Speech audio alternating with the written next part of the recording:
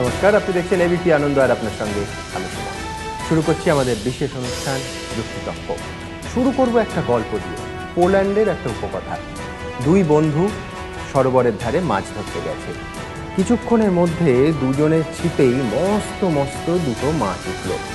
এক বন্ধু খুব সাবধানে বাজারের ব্যাগে মাছটাকে ভরে, যেটাকে আমরা বাংলায় বলি শাক দিয়ে মাছ ঢাকা, সেইভাবে ব্যাগটা যত্ন করে পরিচারকের হাত দিয়ে গিন্নির কাছে বাড়িতে পাঠিয়ে দিলেন। আর এক বন্ধু এতটাই উত্তেজিত হয়ে গেলেন মাছ দেখে যে ওখানে ওই ঝিলের ধারে বসে কেটে কুটে রান্না করে তিনি আয়োজন শুরু করে দিলেন। ঝিলের ধারে সেই মাছের গন্ধে এতটাই মোমো করতে লাগলো যে চিরকালের জন্য ওই সরোবরে মাছ ধরা বন্ধ হয়ে গেল। অনেকে বলছেন যে আমাদের রাজ্যে সারদা কাণ্ডে অনেকটা এইরকমই হয়েছে। আসলে সবাই মাছরাঙা, কেউ মাছটি ধরে ঠোঁটটি মুছে ফেলেন, আর কেউ সেসব চক্ষুলজ্জার বালাই রাখেন না। আমাদের আজকের এই বিতর্ক সভার প্রস্তাব, সারদা কাণ্ড কেউ ধোয়া তুলসী পাতা নয়। পক্ষে যারা বলবেন, প্রথমেই বলবেন অবসরপ্রাপ্ত বিচারপতি ভগবতী প্রসাদ বন্দ্যোপাধ্যায়, তারপরে বলবেন শিল্পোন্নয়ন নিগমের ভাইস চেয়ারম্যান, এই মুহূর্তে কলকাতার প্রচণ্ড ট্রাফিক যানজটে আটকে পড়েছেন অভিরূপ সরকার, বলবেন লেখক তিলোত্তমা মজুমদার এবং অধ্যাপক সৈকত সিনহা রায়। আর এই প্রস্তাব সারদা কাণ্ড কেউ ধোয়া তুলসী পাতা নয়, তার বিপক্ষে বলবেন বিজেপি সাংসদ বাবুল সুপ্রিয়, বলবেন প্রাক্তন মন্ত্রী সিপিএম নেতা, তিনিও ট্রাফিক কনজেশনে আটকে পড়েছেন, মানব মুখোপাধ্যায়, বলবেন কংগ্রেস নেতা প্রাক্তন বিধায়ক আব্দুল মান্নান এবং ডক্টর তরুণ মণ্ডল, প্রাক্তন সাংসদ এসইউসিআই নেতা। আমি ভগবতী প্রসাদ বাবুকে বলবো প্রথম বক্তা প্রস্তাবের পক্ষে। নমস্কার। আমি প্রথমেই বলি যে প্রস্তাবটার পক্ষে আমি বলছি সেটা হয়তো অনেকেই বলবেন প্রিম্যাচিওর, মানে এখনও জিনিসটা গুটিটা পাকেনি বা আমটা পাকেনি। কিন্তু প্রশ্ন হচ্ছে যে আমরা এই কথা বলছি কেন? তার কারণ হচ্ছে যে একটা ক্রিমিনাল কেসে যতক্ষণ না পর্যন্ত আসামি কোর্টে যাচ্ছে, সাক্ষ্য প্রমাণ দিয়ে তাকে প্রমাণিত করা হচ্ছে যে তিনি দোষী, ততক্ষণ পর্যন্ত তিনি দোষী সাব্যস্ত হচ্ছেন না, তখন পর্যন্ত জেল হচ্ছে না। কিন্তু কতগুলো পারিপার্শ্বিক ঘটনা এমনভাবে ঘটছে যাতে করে আমাদের এই মতটা একটু পাল্টাতে হচ্ছে। ছোট্ট করে বলি, যেমন এটাকে বলা হচ্ছে রাজনৈতিক কারণ। আমি যদি চোর হই আর যদি পুলিশ আমাকে তাড়া করে, এটা কি রাজনৈতিক কারণ? চোরকে পুলিশ তাড়া করবে, এটাই তো চিরন্তন প্রথা। আর দু নম্বর হচ্ছে, সেই সিবিআই হেডকোয়ার্টারের সামনে মন্ত্রী, আমলা এরা সবাই মিলে বসে স্লোগান দিচ্ছে যাতে করে লোক না যেতে পারে, যাতে করে কাজে বিঘ্ন ঘটতে পারে, ইত্যাদি ইত্যাদি। একটা মানে নন বেঙ্গলের মধ্যে একটা আছে, প্রবাদ আছে, পয়সা ইচ্ছা চিজ আল্লাহ সে 19-20, এইটা তো মানে হচ্ছে। আর দু নম্বর হচ্ছে, এই ক্ষেত্রে দেখা যাচ্ছে সারদার ক্ষেত্রে আমরা একটা কথা আমি ক্ষমা প্রার্থনা করি যে মা সারদা বলতেন আমি 17 মা 17 মা। এখন ঠিক করতে হবে সত্যিকারে কার মা, সতের মা না অসতের মা। আজকে সারা পৃথিবীতে এই সারদার টাকা ছড়িয়ে পড়েছে। কিভাবে সেটা ক্রমশ প্রকাশ্য হবে। সিবিআই এনকোয়ারি করছে, তদন্ত করছে, তদন্ত করার পর এগুলো কোর্টে চালান যাবে, সাক্ষ্য প্রমাণ আসবে, তখন এটাকে পরিষ্কারভাবে হয়ে যাবে। আর একটা হচ্ছে যে রাজনৈতিকের রং এখানে নেই, কারণ এখানে হচ্ছে অপরাধী এবং নিরপরাধ। এখন কে অপরাধ কে নিরপরাধ সেটা শেষ সময়টা এখনো আসেনি, আসবে যখন, তখন হবে কে এই জিনিসটা বলে ফলটা তখন পেকেছে। আর একটা কথা হচ্ছে যে দেখুন কিরমভাবে টাকাগুলো যাচ্ছে। এক কথা বলা যায়, আমার নাতি বলে বাবা টাকা কি হাঁটে? কথাটা খুব গুরুত্বপূর্ণ। দেখুন ফুটবল মাঠে একটা ক্লাব টাকা নিল, সেখান থেকে সেই টাকা চলে গেল আরেকজনের বাড়িতে, সে ভদ্রলোক মারা গেছে, সেখান থেকে চলে গেল বোম্বে। তার মানে টাকা যদি না হাঁটে তাহলে টাকাটা যাচ্ছে কি করে? ক্যারি করে নাও, আজকে সারা পৃথিবী ব্যাপী এই সারদার টাকা ছড়িয়ে পড়েছে। একটা কথা বলবো যে আমি এখানে এটা ভুক্তভোগী, কেন লোকে ভাবে যে আমি অনেক কিছু করতে পারি। রোজই আমার কাছে 1জন 2জন করে লোক আসে, তারা সারদা নিয়ে পীড়িত। এবং আপনি শুধু আশ্চর্য হবেন, আমি জিজ্ঞেস করলাম কোত্থেকে আসছেন, আমি থাকি বেলেঘাটা সুভাষ সরোবরের কাছে, বারাসাত থেকে হেঁটে আসছে। তাকে জল দিতে হয়, খাবার দিতে হয়, কারণ আমি তো মানুষ। তখন তার কাছে তার গল্প শুনি। এরকম বহু লোকে তাদের কষ্টের কথা বলে এবং এক কথায় বাংলার গরিবদের ছুঁচে খেয়ে ফেলে দিয়েছে। যেমন আমাদের বলি 2 বিঘা জমি, আবার দেখুন জমিদারের ইতিহাস দেখুন, প্রজাদের শোষণ করে জমিদার তৈরি হচ্ছে। সেই একটা প্রবণতা আমাদের রক্তের মধ্যে চলে এসেছে, কিছু লোক সেগুলো বহন করছে, যার ফলে আমাদের গরিব আরও গরিব হচ্ছে, বড়লোক যারা আছে তারা আরও বড়লোক হচ্ছে এবং এই ব্যাপারটা চলছে একটা পরিকল্পিত উপায়তে। এবং প্রথম থেকেই দেখুন একটা জিনিস হচ্ছে, এই সারদাতে সিবিআই এনকোয়ারির জন্যে আমাদের সরকার 11 কোটি টাকা খরচা করেছে, 1 বছর ডিলে করেছে। বিধাননগর কমিশনারেটে তারা কি করেছে, নথিপত্র নষ্ট করেছে, হার্ড ডিস্ক সরিয়ে ফেলেছে এবং অনেক কিছু কাজ করেছে যাতে করে প্রকৃত অপরাধীরা ধরা যাতে না পড়ে, এই প্রয়াস চলেছে। এটা আমরা দেখেছি। এতে করে আমাদের এইটাই সিদ্ধান্ত আসা যাবে যে প্রকৃত অপরাধী যারা, তারা জানে প্রকৃত অপরাধী কারা এবং তারা আগের থেকেই সতর্ক হয়ে এবং আগের থেকেই তারা সাক্ষ্য প্রমাণ লোপাট করা এবং জনমতকে গঠন করবার জন্য যে তারা নিরপরাধ যে হয় সে কিন্তু চেঁচিয়ে বলে না আমি নিরপরাধ, সে অপেক্ষা করে বিচারের শেষ বাণীটার পরে। আজকে সারা ভারতবর্ষে কেন সারা পৃথিবীতে আলোড়ন সৃষ্টি হয়েছে সারদা নিয়ে যে কাণ্ড কারখানা ঘটছে, এই জন্য হলিউডের বাতাসার মতো। আমরা ছোটবেলায় হলিউড যেখানে হয় সেখানে যেতাম, বাতাসা ছুড়ে দিত ধরবার জন্য, ধরে এটা খেতাম। সারদার টাকা হচ্ছে হরিল্লুটের বাতাসার মতন, যে পাচ্ছে ধরছে, নিয়ে চড়ছে, খাচ্ছে, চলে যাচ্ছে এবং সে নিজেকে আত্মরক্ষা করার জন্য নানা রকমভাবে সে চেষ্টা চালিয়ে যাচ্ছে এবং চালিয়ে যাবে যতক্ষণ না পর্যন্ত আইন আদালতের কাছে তারা শাস্তি পাবে। এবং শাস্তি যে পাবে এতে কোনো সন্দেহ নেই, কারণ হচ্ছে যে জনমত যেভাবে হয়েছে এবং আমার মনে হয় না বিচার ব্যবস্থাকে এমন প্রভাবিত করতে পারবে না যাতে করে তারা শাসন মানে গৌরবের সঙ্গে আবার সমাজে মূল স্রোতে ফিরে আসতে পারবে। তাদের ভয় যে এই প্রকৃত ঘটনা যদি প্রকাশ পায় তাহলে তাদের রাজনৈতিক জীবন, তাদের সামাজিক জীবন, মান মর্যাদা সব খোয়াবে। এই দিনের জন্য আমরা অপেক্ষা করে বসে আছি এবং সবাই চেষ্টা করছে, চিন্তা করছে, ভাবনা করছে কি করে এই অবস্থা শেষটা আমরা দেখতে পাই। এই কথা বলে আমার সময় হয়ে গেছে, আমি এবার আমার চলতাম। অনেক ধন্যবাদ ভগবতী প্রসাদ বাবু। আমার শুধু একটা কৌতূহল রইল যে শাখা প্রশাখায় আমরা সত্যজিৎ রায়ের অসাধারণ সেই ছবিতে যেরকম দেখেছিলাম নাতি দাদুকে জিজ্ঞেস করেছে 1 নম্বরই 2 নম্বরই, সেরকম ভগবতী প্রসাদ বাবুর নাতি তাকে 3 নম্বরই 4 নম্বরীর কথা জানতে চায় কিনা। আমার পরবর্তী বক্তা বাবুল সুপ্রিয়, বাবুলকে শুধু আমি এইটুকু বলে দেব যে এই তুলসী কিন্তু স্মৃতি ইরানি নয়, তুলসী গাছ। প্রস্তাবের বিপক্ষে প্রথমত অনেক ধন্যবাদ। আমার time D not start now. প্রথমত আমাকে বিপক্ষে বলতে দেওয়ার জন্য মোহনবাবু। যুক্তি তর্কতে আজকাল পশ্চিমবঙ্গতে আমার মনে হয় যেটা সবচেয়ে বেশি দেখা যাচ্ছে যে কোনো তর্ক হচ্ছে কিন্তু তার মধ্যে যুক্তি থাকছে না। তো আমি এই অনুষ্ঠানের যে নামকরণ অর্থাৎ তর্কে যুক্তি থাকবে, এই ব্যাপারটাই আমার খুব ভালো লাগছে। আমি আশা করব যে আমি যা বলবো সেটা যদি আমার অপোনেন্টে যারা আসেন আমাকে ভুল প্রমাণিত করতে পারেন বা আমার কথার অকাট্য যুক্তি দিয়ে যদি সেটা খণ্ডন করতে পারেন তাহলে আমি অনেক শিক্ষিতভাবে বাড়ি ফিরতে পারবো। প্রথমতেই আমি বলি যে একটা গল্প যেমন প্রথমেই সুমনবাবু শোনালো, গল্পটা আমি একটু হয়তো শুনতে অ্যাডাল্ট লাগবে তবুও বলছি। আমার মনে হয় এটা একটা খুব দুর্ভাগ্যজনক ঘটনা। দুজন মানুষ একটি টেবিলে এরকম বসে আছে, একজন বয়োজ্যেষ্ঠ, তার বয়স হয়তো 55-56 হবে। তো উনি বলছেন যে তার সঙ্গে একটি তরুণী বসে আছে। তো যিনি বয়স্ক মানুষ তিনি বলছেন যে আমার বয়স 32, আমি পলিটিশিয়ান এবং আমি সৎ। তো সেটা শোনার পর যে তরুণী সে বলছে যে তাকে দেখে হয়তো মনে হচ্ছে তার 27-28 বছর বয়স হবে। তো সে বলছে যে আমার বয়স 21, I am in prostitution for 3 years and I am still a virgin. তো সবচেয়ে মানে the fact of the matter is politics মানেই হচ্ছে তাকে অসৎ হতে হবে, অর্থাৎ পলিটিশিয়ান কখনো সৎ হতে পারে না। আমি এই বক্তব্যটার তীব্রভাবে বিরোধিতা করছি।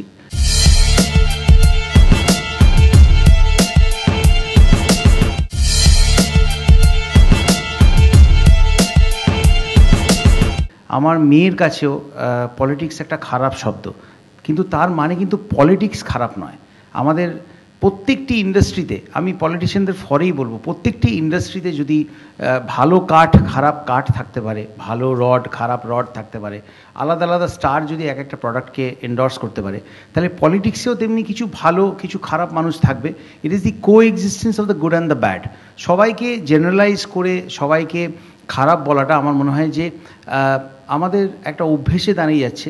কিন্তু তার জন্য কিন্তু দায়ী যাদের হাতে ক্ষমতা আছে, যারা পলিটিক্সকে ডেফিনিশন দিচ্ছে। অর্থাৎ এই মুহূর্তে পশ্চিমবঙ্গের নিরিখে যদি আমি বলি, শাসক দলের সারদাতে যেভাবে শাসক দল ওতপ্রোতভাবে জড়িয়ে পড়েছে সমস্ত দিক দিয়ে, প্রত্যেক দিন নানাভাবে এক এক রকমের হুকুমের বিরুদ্ধে হাকিম এক এক রকমের হুকুম দিচ্ছেন, সব দিক দিয়ে মনে হচ্ছে যে পলিটিক্স, অর্থাৎ পলিটিক্সে যারা পাওয়ারে আছে, যারা পাওয়ারে নেই তাদের পলিটিক্স নিয়ে খুব একটা বলার কিছু থাকে না, তারা সবাই করাপ্ট। কারণ একটার সঙ্গে যেন মনে হচ্ছে যে কেঁচো খুঁড়তে সাপ বেরোবে যে ব্যাপারটা, অর্থাৎ কারোকেই আমরা we are looking at everyone with fair amount of scepticism. এটার জন্য কিন্তু পলিটিশিয়ানরা দায়ী, কিন্তু পলিটিক্সের মূল উদ্দেশ্য কিন্তু এটা নয়। এক্ষেত্রে আমি একজনকে কোট করব, আমাদের সবাইকার খুব ফেভারিট একজন দার্শনিক প্লাটো একবার বলেছিলেন যে one of the penalties for refusing to participate in politics is that you end up being governed by your inferiors. অর্থাৎ আমি বলছি না যে পলিটিক্সে যারা আসেন তারা সুপিরিয়র, কিন্তু আপনার যদি কখনো মনে হয় যে আপনার সেই বিবেক বুদ্ধি আছে যেটা দিয়ে আপনি পলিটিক্সকে সমৃদ্ধ করতে পারবেন, তাহলে কিন্তু পলিটিক্সে আপনি আসতে পারেন এবং সৎ পলিটিশিয়ান হয়ে কিন্তু জীবনযাপন করা যায়। তার অনেক উদাহরণ কিন্তু ভারতবর্ষে আছে, সারা পৃথিবীতে আছে। কিন্তু ইন দ্য এজ যেখানে we are guilty till the time we are proven innocent, অর্থাৎ যতক্ষণ না আমরা নিজেদেরকে ইনোসেন্ট প্রুভ করতে পারছি ততক্ষণ আমরা গিল্টি। এই পরিস্থিতিতে দাঁড়িয়ে একজন পলিটিশিয়ানকে কিন্তু পলিটিক্সকে সম্মান করতে হবে। অর্থাৎ একজন খেলোয়াড়, যেমন আমরা ক্রিকেটের ক্ষেত্রে বলি যে ক্রিকেটার থেকে একজন পার্টিকুলার খেলোয়াড়ের থেকে কিন্তু খেলাটা অনেক বড়, তেমনি পলিটিশিয়ানদেরও এটা বুঝতে হবে যে তারা, অর্থাৎ পলিটিশিয়ানরা নিজেদের থেকেও কিন্তু পলিটিক্স অ্যাজ এ সাবজেক্ট কিন্তু অনেক বড়, এবং সেই সাবজেক্টটাকে যদি যদি যদি শ্রদ্ধা না করা হয় তাহলে কিন্তু কোনোভাবেই পলিটিশিয়ান কখনো এই অ্যালিগেশনটার থেকে ওপরে উঠতে পারবে না। কারণ আমাদের দেশে পলিটিক্স আর নিষ্ক্রমণতা আর কি বলবো, ল্যাক অফ গভর্নেন্স, সব ধরনের দুর্নীতি, সব কিছুর সঙ্গে পুরো ব্যাপারটা মাখামাখি হয়ে গেছে। যদি আপনি পুরনো ইউপিএ গভর্নমেন্ট দেখেন, যদি বর্তমানে তৃণমূল সরকার দেখেন, তাহলে কোনো একটা ক্ষেত্র খুঁজে পাওয়া যাবে না যেখানে পলিটিক্সকে পলিটিশিয়ান থেকে আলাদা করা যাবে। আমার মনে হয় এখানেই সবচেয়ে বড় চ্যালেঞ্জটা দাঁড়িয়ে আছে, যারা নতুন প্রজন্মে পলিটিক্সে আসছে। পলিটিক্সই একটা দেশের হিস্ট্রিকে ডিফাইন করে। যত দেশ, পৃথিবীতে যত দেশ আছে, একটা আমেরিকা, ইউরোপ, অস্ট্রেলিয়া সম্বন্ধে আমরা যখন জানি, তাদের পলিটিক্স, তাদের father of the nation, mother of the nation সম্বন্ধে আমরা জানি। মার্টিন লুথার কিংকে না জেনে কিন্তু আমেরিকা সম্বন্ধে জানা হয় না, তেমনি উইনস্টন চার্চিলকে না পড়ে কিন্তু আপনি ব্রিটেন সম্বন্ধে জানতে পারবেন না। মহাত্মা গান্ধী না জানলে আপনি ভারতের সম্বন্ধে আপনি এগ্রি না করতে পারেন, কিন্তু পুরো ভারত সম্বন্ধে আপনার জ্ঞান হবে না। সেই জন্য পলিটিক্সকে যদি পলিটিশিয়ানরা সম্মান করতে পারেন, কারণ তাহলে কিন্তু আমাদের এই ব্যাপারটা থেকে বেরোনো যাবে। এবং আমি মনে করি যে সবচেয়ে বড় আদালত পৃথিবীতে হচ্ছে বিবেক।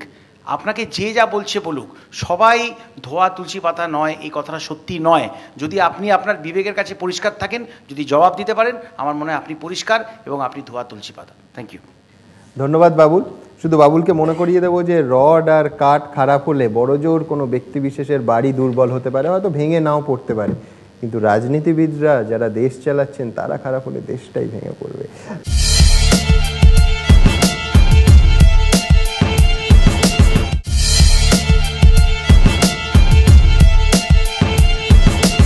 আমার পরের বক্তা প্রস্তাবের পক্ষে বলবেন তিলোত্তমা মজুমদার। নমস্কার, শুভ সন্ধ্যা। আমার সবসময় মনে হয় যে সারদার এই কেলেঙ্কারিটা খুব এক কথায়, এক সরল রেখায় কখনো ফেলা যাবে না। এটা এখন একটা বহুমাত্রিক আর্থসামাজিক সমস্যা এবং আর্থসামাজিক একটি দিগদর্শনে দাঁড়িয়ে গেছে। আমাদের গভীরভাবে আলোড়িত করছে নানান রকমের প্রশ্ন, নানান দিক থেকে। আমরা জানি যে সত্য উদ্ঘাটনের জন্য এখন আমাদের দেশের সর্বোচ্চ যে সত্য উদ্ঘাটন সংস্থা, তার দ্বারা এখন এই সারদা কেলেঙ্কারির অনুসন্ধান চলছে। আমরা দেখেছি যে এতে জড়িয়ে পড়েছেন সাধারণ মানুষের মধ্যে থেকে অনেকে, জড়িয়ে পড়েছেন নাট্যকার, অভিনেতা, পরিচালক, তারপর আমাদের পলিটিশিয়ানরা তো বটেই, মানে রাজনীতিবিদরা তো বটেই, বলা যেতে পারে যে সমাজের প্রত্যেকটি স্তর থেকে কোনো না কোনো প্রতিনিধি স্থানীয় ব্যক্তি এখানে জড়িয়ে পড়েছেন, যেটা অত্যন্ত দুর্ভাগ্যজনক। তবে এটা ঠিক, যেটা আমার পূর্ববর্তী বক্তারাও বললেন, যে অভিযুক্ত হওয়া আর তাদের কোনো কারণে অনুসন্ধানমূলক কাজে জিজ্ঞাসাবাদ করা, দুটোর মধ্যে আকাশ পাতাল পার্থক্য। আমি জানি না যে যাদের আজকে জিজ্ঞাসাবাদ করা হচ্ছে শেষ পর্যন্ত তারা অভিযুক্ত হবেন কিনা বা দোষী সাব্যস্ত হবেন কিনা, সেটা আমরা পরে দেখব। কিন্তু কথা হচ্ছে যে আদালতে দোষী সাব্যস্ত হওয়া মানেই সেই পর্যায়টুকু পর্যন্তই কি অপরাধের সীমানা? তার সেই জায়গাটুকু ছাড়া কি অপরাধ নেই? আমরা কি বলতে পারি না যেখানে বিবেকের প্রশ্ন আসে সেখানে আদালতের বাইরেও এক ধরনের অপরাধ থেকে যায়, যে অপরাধটা সমাজে আমরা প্রত্যেকেই কম বেশি জড়িয়ে যাই এবং সেই অপরাধ করতে থাকি।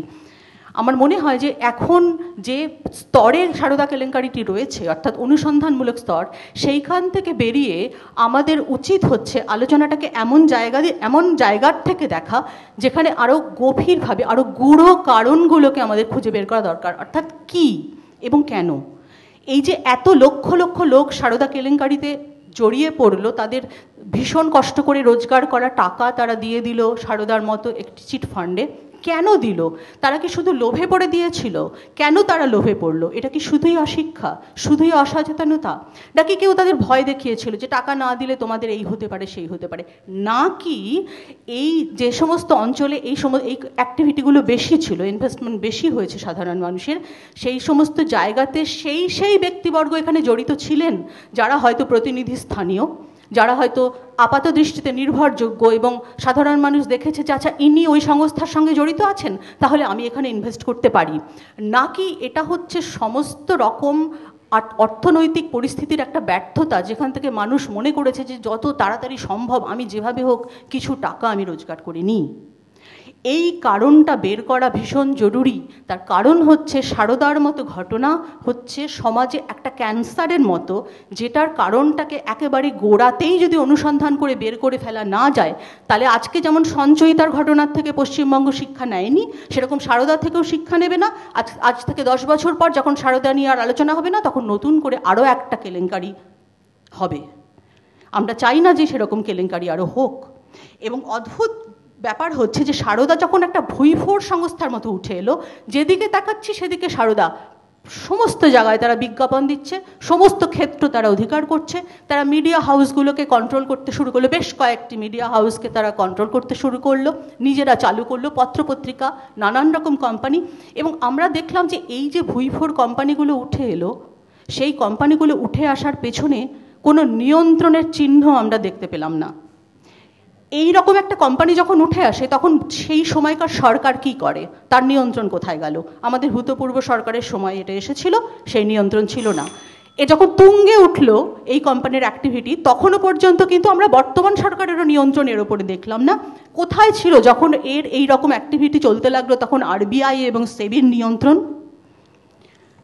আমরা দেখেছি যে যখন কোনো সমাজের অর্থনৈতিক পরিস্থিতি অত্যন্ত নিম্নগতির হয়, তখন সেখানে নানান রকম ফাটকাবাজির খেলা তো শুরু হতে থাকে। এবং সেই ফাটকাবাজির খেলা যদি নিয়ন্ত্রণ করা না যায়, তাহলে তার কী পরিণতি হয়? মানুষের জীবন মৃত্যুর খেলা, যেটা আমরা দেখেছি বারবার, অনেক রকম খবরে পড়েছি। এবং আমরা দেখেছি যে নিয়ন্ত্রণ জিনিসটা এতটাই জরুরি যে যেখানে অর্থনৈতিক পরিস্থিতি অনেক ভালো, আমরা আমেরিকায় দেখেছি যে হাউজিং বাবল, সেটাকে সমস্ত অর্থনৈতিক পরিস্থিতিটাকে ধসিয়ে দিয়েছিল। এবং আমেরিকার মতো একটা দেশ, যার পরিণতি শেষ পর্যন্ত সারা বিশ্বকে গ্রাস করেছিল। আজকে পশ্চিমবঙ্গ আমেরিকা নয়, পশ্চিমবঙ্গ একটা অত্যন্ত দরিদ্র, অত্যন্ত কর্মহীন, বেকারত্ব অধ্যুষিত একটা রাজ্য, যে রাজ্যটাকে আমরা একটা কুঁড়ে ঘরের মতো যদি ভাবি, সেই কুঁড়ে ঘরটাকে আঁকড়ে আমরা বেঁচে আছি। সেই কুঁড়ে ঘর আজকে যদি ভেঙে পড়ে, আজকে আমেরিকার পক্ষে যেটা সহ্য করা সম্ভব হয়েছে, পশ্চিমবঙ্গের বাঙালির পক্ষে সেটা সহ্য করা সম্ভব হবে না যদি সারদার মতো কেলেঙ্কারি বারংবার ঘটতে থাকে। অনেক ধন্যবাদ তিলোত্তমা। যদিও সারদা কাণ্ডকে কেউ যদি নাটকীয় বলেন, আমার আপত্তি থাকবে। নাটক হলে সেটা ভয়ঙ্কর এক ট্র্যাজেডি, কিন্তু তুমি যখন অর্থনীতির বিষয়গুলো ছুঁয়ে যাওয়ার চেষ্টা করছিলে ঘটনাচক্রে, প্রায় নাটকীয়ভাবেই অভিরূপ দা অর্থনীতিবিদ সেই সময় এই মঞ্চে এলেন। আমার পরবর্তী বক্তা প্রস্তাবের বিপক্ষে বলবেন মানব মুখোপাধ্যায়। শুভ সন্ধ্যা বন্ধুগণ। এই ধারণাটা এই মুহূর্তে তৈরি করে দেওয়া সম্ভব, বা এটা তৈরি করে দেওয়া গেছেও কিছুটা। রাজনীতিক মাত্রই অসৎ। আসলে গোটা রাজনীতির বিষয়টাকে একটা প্যারাগ্রাফে না ফেলে আমরা যদি রাজনীতির বিভিন্ন বিভাজনের দিকে তাকাই, আসলে সৎ বা অসৎ হওয়াটা তো তার মূল রাজনৈতিক বিশ্বাসের ওপর নির্ভর করে। সে কোন রাজনীতিতে বিশ্বাস করে এটা খুব গুরুত্বপূর্ণ। ধরুন আজকে সারদা কেলেঙ্কারি যেটা আমাদের আজকের এই বিতর্কে নিয়ে হাজির করেছে, এটা কি বিচ্ছিন্ন একটা ঘটনা? একদল রাজনীতিক এবং একদল অসাধু ব্যবসায়ী মনে করলেন যে তারা যা খুশি করতে পারেন, তোমার নিজস্ব বা তোমার কোম্পানিগত প্রফিটটাই তোমার জীবনের একমাত্র লক্ষ্য, আর কিছুর প্রতি তোমার কোনো দায়বদ্ধতা নেই। এটা কি পশ্চিমবাংলার সারদাতে প্রথম শুরু হয়েছে? আমাদের প্রাক্তন প্রধানমন্ত্রী রাজীব গান্ধীকে বেচারি বলতে হয়। 84 কোটি টাকার দুর্নীতির অভিযোগ প্রমাণিত হয়নি বলে অভিযোগই বলছি, এই কলঙ্কের দায় নিয়ে তাকে চলে যেতে হয়েছে। 2G স্পেকট্রাম কেলেঙ্কারিতে 1,76,000 কোটি। দিল্লিতে যদি এটা লুটতে পারে, পশ্চিমবাংলার একদল রাজনীতিক কেন মনে করবে না যে আমরাও এই কাজটা করতে পারি? আসলে আপনি যদি একটু ভেবে দেখেন, যেভাবে গোটা পৃথিবী এগোচ্ছে, তিলোত্তমা দেবী এইমাত্র যেটা বলছিলেন, আমেরিকার হাউজিং বাবল, সেটাও তো যে কোনো মূল্যে প্রফিট করতে হবে তোমাকে। এই জায়গা থেকেই আপনি দেখুন গোটা পৃথিবীর অর্থনীতির গতি হচ্ছে এটাই। তুমি কিভাবে প্রফিট করলে এটা বড় বিষয় না, প্রফিটটাই তোমার বিষয়। আমার ভারতবর্ষের মাটির নিচের গ্যাস নিজের পছন্দ মতো দামে বিক্রি করে আমি প্রফিট করতে পারি এবং তারপর ভারতরত্নও পেতে পারি। এই যে গোটা পৃথিবী একটা দর্শনের ওপর চলছে, যে কোনো রাস্তায় গিয়ে তুমি লাভ করতে পারো, এটা যদি প্রতিষ্ঠিত দর্শন থেকে যায়, আজ সারদা হবে, কাল এক্স হবে, কাল ওয়াই হবে। দুর্নীতিটা কেবল পশ্চিমবাংলার বিষয় না, আপনি গোটা পৃথিবীর দিকে তাকিয়ে দেখুন, এটাই তো এই সময়কার বিষয়। আপনি কোন রাজনীতি করেন এটা এক্ষেত্রে খুব গুরুত্বপূর্ণ। আপনি এই ব্যবস্থাটাকে গ্রহণ করেন না আপনি এই ব্যবস্থাটার বিরুদ্ধে। আপনি যদি এই ব্যবস্থার বিরুদ্ধে নীতিগতভাবে থাকেন, আপনি এই প্ররোচনায় পা দেবেন না, নীতিগতভাবে যদি থাকেন। আর আপনি যদি মনে করেন এটাই পৃথিবী এবং দেশের অর্থনীতি এবং রাজনীতি চলার পর, কাউকে আপনি ধোয়া তুলসী পাতা পাবেন না। কাজে কোন রাজনীতিতে একজন মানুষ বিশ্বাস করছেন, এটা হচ্ছে সবচেয়ে গুরুত্বপূর্ণ। এবং এখানে দাঁড়িয়ে আমি এটা গর্বের সাথে বলবো, যারা এই ব্যবস্থার বিরুদ্ধতা করেন বামপন্থীরা, এবং আপনি লক্ষ্য করে দেখবেন যে বামপন্থীদের বিরুদ্ধে এই ধরনের গুরুতর অভিযোগ, ছোটোখাটো অভিযোগ কখনো ওঠেনি তা না, গুরুতর অভিযোগ আপনি কখনো ভারতবর্ষে আপনি পাবেন না। কাজে রাজনৈতিক বিশ্বাসটা এক্ষেত্রে সবচেয়ে গুরুত্বপূর্ণ। আজকে সেই রাজনৈতিক বিশ্বাস যে দলগুলোর আছে, তৃণমূল তার দলের মধ্যে একটা, অন্য দলগুলোও রয়েছে। কাজেই এই অসাধু রাজনীতিককে আপনাকে যদি প্রতিহত করতে হয়, আপনাকে নীতিহীন রাজনীতিকে প্রতিহত করতে হবে।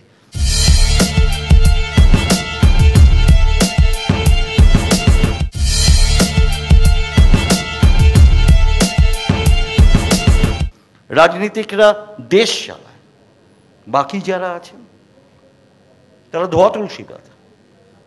পেইড নিউজ করা ধোয়া তুলসী পাতা। 10,000 কোটি টাকার campaign two elect one particular person as prime minister, ধোয়া তুলসী পাতা। এই সিস্টেমের ভেতরে, এই সিস্টেমের ক্ষমতা আছে তার আশেপাশে স্পর্শে যে থাকবে তাকে করাপ্ট করা। আইদার ফাইট দিস সিস্টেম অথবা অ্যাকসেপ্ট করুন, এটাই হবে। কেবল রাজনীতির ক্ষেত্রে না, সমাজ চিন্তা প্রতিটি ক্ষেত্রে এটা হবে। এই সিস্টেমটাকে যদি আমরা বিরোধিতা না করি, কখনো রাজনীতিকে বা সমাজের কোনো জিনিসকে এই দুর্নীতির দূষণমুক্ত করতে পারবো না। এবং আপনাদের এই মঞ্চে দাঁড়িয়ে আমার এই বিশ্বাসের কথা আরেকবার বলেই আমি শেষ করব, ব্যবস্থার বিরোধিতা যদি না করেন এই জিনিস চলবে। আজ সারদা হবে, কাল এক্স হবে, কাল ওয়াই হবে। এবং দুর্নীতি কেবল রাজনীতিকদের আঙিনায় থাকবে না, দুর্নীতি বেনজল আপনার ঘরে ঢুকবে, আপনার সন্তানের চিন্তায় ঢুকবে। ফাইট দিস সিস্টেম, অথবা অ্যাকসেপ্ট করুন এবং সর্বনাশের দিকে যাওয়ার জন্য তৈরি হন। ধন্যবাদ মানবদা। আমার শুধু পরবর্তী পর্যায়ের জন্য একটা কৌতূহল থাকবে যে বামপন্থী নেতাদের সিবিআই ডেকেছে বা ডাকতে চলেছে সেইগুলোকে আপনি গুরুতর অভিযোগ মনে করেন না ছোটোখাটো অভিযোগ মনে করেন? না না আমি পরের বার যদি দেন আমার পরের বক্তা প্রস্তাবের পক্ষে অভিরূপ সরকার। সারদাকাণ্ডে কেউ ধোয়া তুলসী পাতা নয়, এটার পক্ষে অনেক কিছুই বলা যায়। আমি কয়েকটা কথা বলবো। প্রথম কথা হলো যে এই ধরনের সারদার মতো ব্যাপারটা, এটাকে আমরা অর্থনীতিতে পনজি গেম বলি। প্রথমে খুব ছোট করে শুরু হয়, দু একজন মানুষের টাকা নিয়ে সেটা অনেক সুদসহ ফিরিয়ে দেওয়া হয়, বিশ্বাস উৎপাদন করা হয়। এই বিশ্বাস উৎপাদন করাটা সব থেকে দরকারি একটা পনজি গেম চালানোর জন্যে। সেটা শুরু হয়েছিল গত আমলে, যখন আগের শাসকরা ছিলেন। এবং এই যে বিশ্বাসটা কিন্তু আমার মনে হয় রাজনীতিবিদদের দেখে আসে না, বিশ্বাসটা আসে আমার পাশের বাড়ির দাদা বা ওপাড়ার বৌদি টাকা ফেরত পেয়েছেন কিনা সেটা দেখে। এবং সেটা খুব ধীরে ধীরে একটা গতি সঞ্চয় করে, যেটা গত জমানায় করেছিল। অতএব গত জমানাদের ধোয়া তুলসী পাতা বলার কোনো কারণ নেই।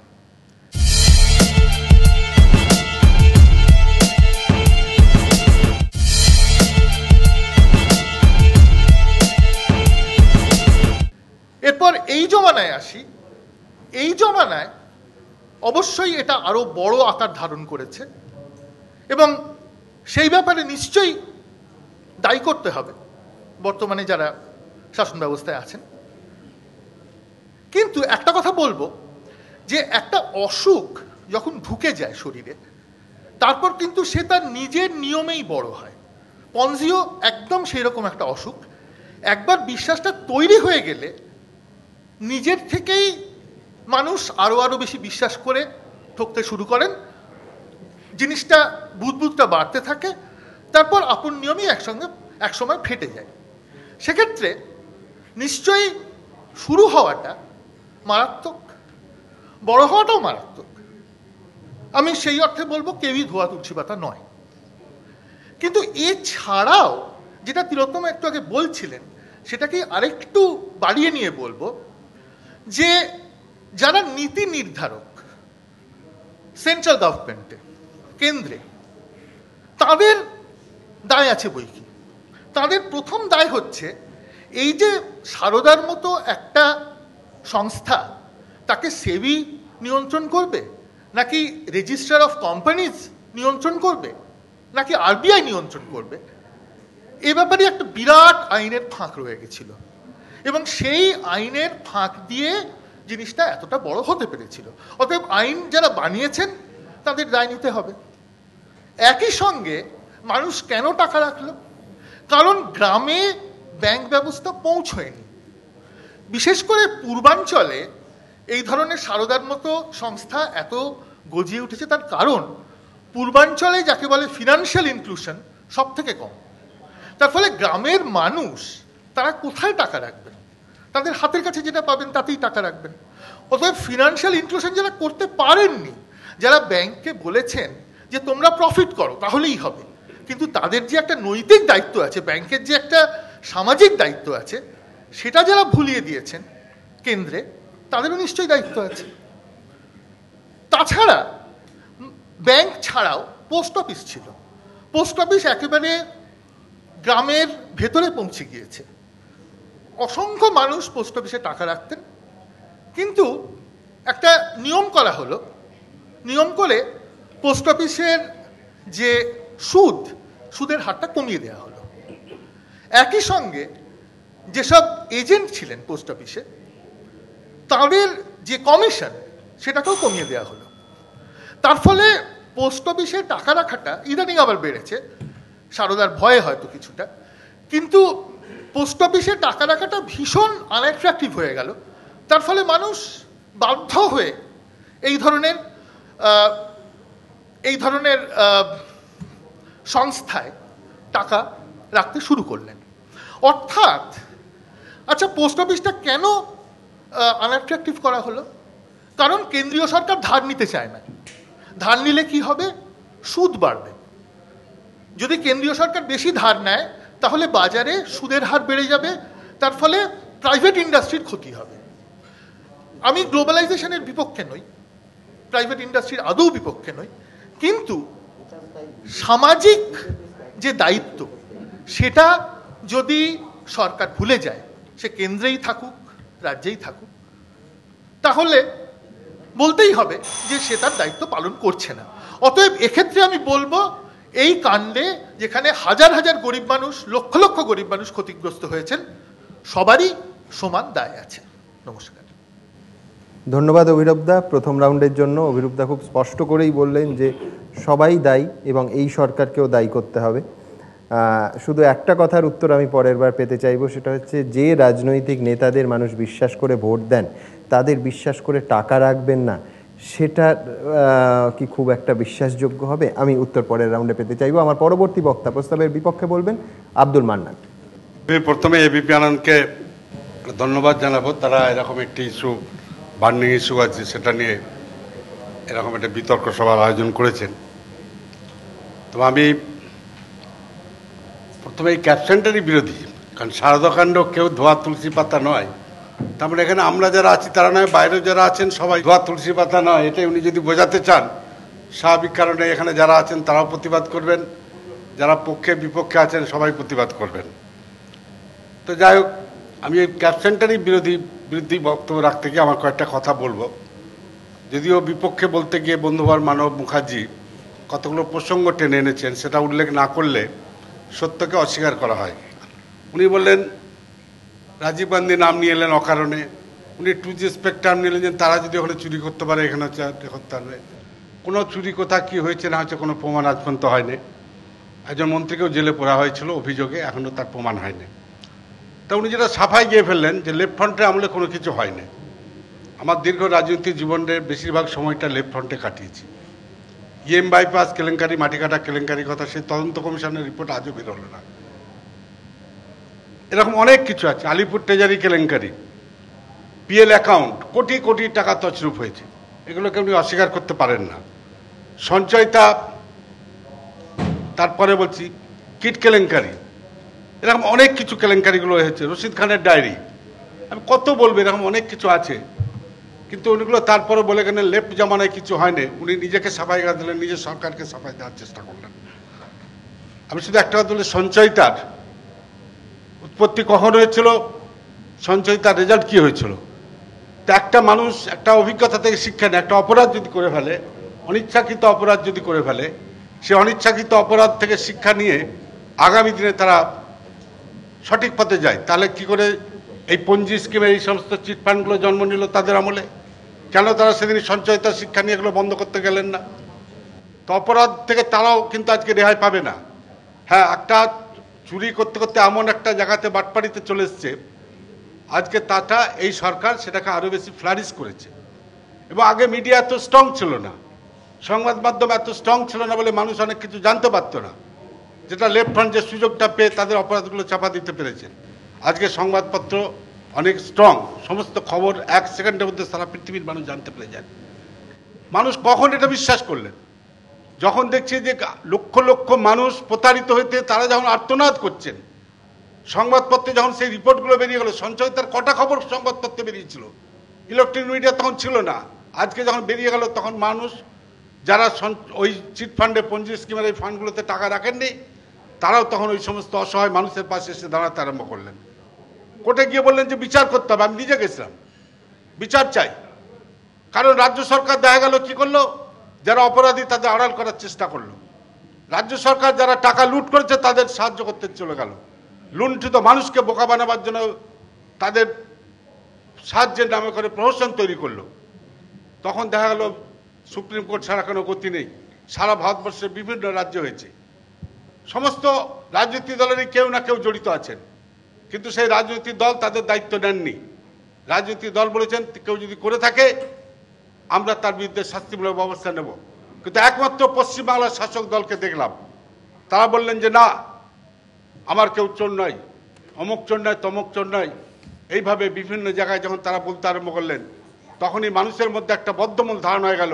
এবং দেখতে পেলেন, ধারণা শুধু নয়, তার অভিজ্ঞতার মধ্য দিয়ে দেখছেন, যখন সারদা, রোজ ভ্যালি, আয়কর, এমপিএস এই সমস্ত চিটফান্ডগুলো যখন বিভিন্ন শাসক দলের বিভিন্ন নেতা, মন্ত্রী, সাংসদ, এমনকি কোথাও কোথাও মুখ্যমন্ত্রীর সঙ্গে বসে কথা বলছেন, তখন তাদের মধ্যে ধারণা হয়ে গেল যে তারা এর সঙ্গে এই কেলেঙ্কারির সঙ্গে জড়িত। মানুষ প্রতারিত হয়েছেন। আজকে সেই মানুষ, প্রতারিত মানুষ আজকে একটা কথাই বলতে চাইছেন, যাকে সততার মূর্ত প্রতীক বলে বিশ্বাস করতেন, মনে করতেন এরা মানুষের স্বার্থ ছাড়া কিছু করবে না, সেই মানুষের সততার মূর্ত প্রতীকের আসল রূপটা দেখে সেই জুলিয়াস সিজার নাটকের শেক্সপিয়ারের সেই কথাটাই তারা বলছেন, দাও বুটাস ইউ টু। যাকে সততার মূর্ত প্রতীক বলে বিশ্বাস করেছিলেন তিনিও যখন এই কথা বলছেন, তখন সেই মানুষও আজকে অসহায় মানুষ সিজারের মতো বলছেন সেই সততার মূর্ত প্রতীকের দিকে তাকিয়ে, দাও বুটাস ইউ টু। Thank you. অনেক ধন্যবাদ মান্নানদা, নির্ধারিত সময়ের আগেই শেষ করার জন্য। শুধু প্রস্তাবের বিপক্ষে বলতে গিয়ে একটা বড় অংশ আপাততভাবে একদিকে মানব মুখোপাধ্যায়ের বিপক্ষে বলেছেন, তাতে আপনার বিপক্ষে যারা আছে তারা খুশি হয়েছে। না, শিওর।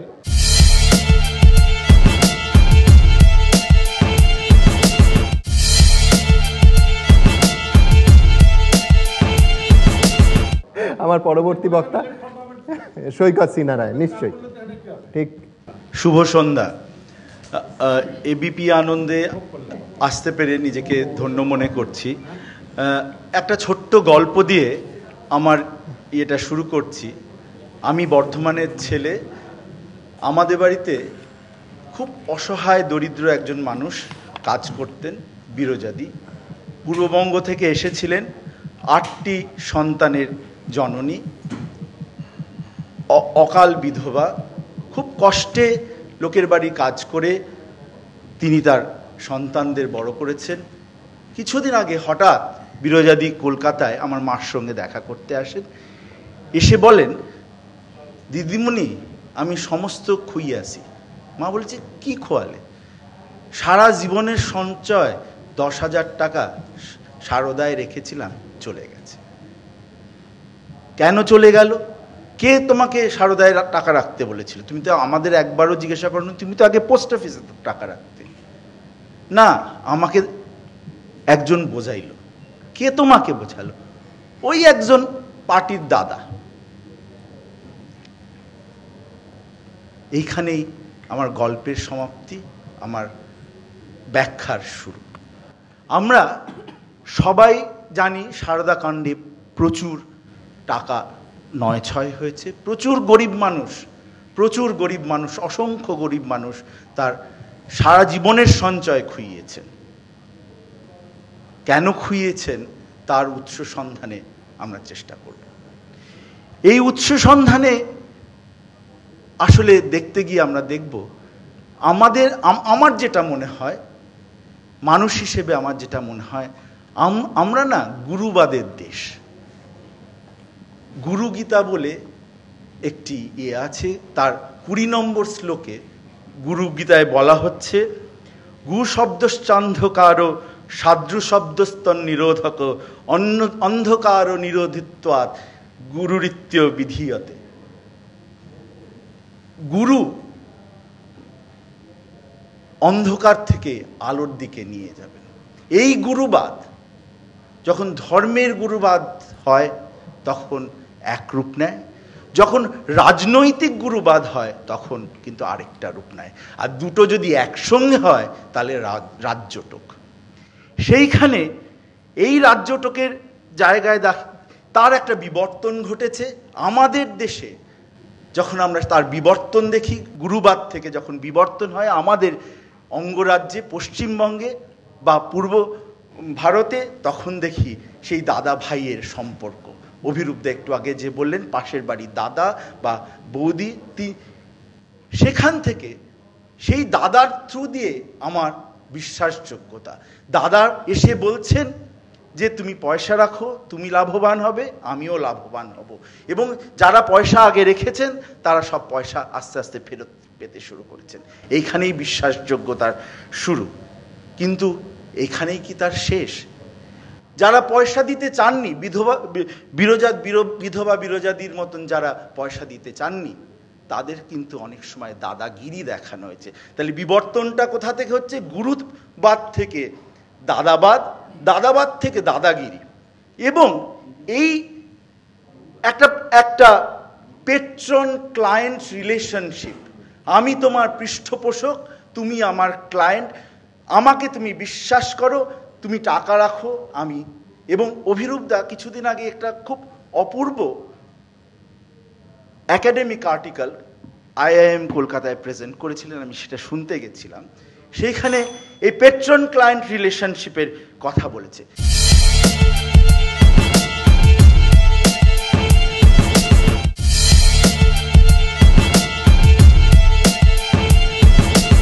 এখন কোন মানুষরা সেখানে টাকা রাখতে গেছেন? বিরোজাদির মতন যারা অসহায়, যারা দরিদ্র, যারা নিরক্ষর, যাদের কোনো কর্মসংস্থান নেই।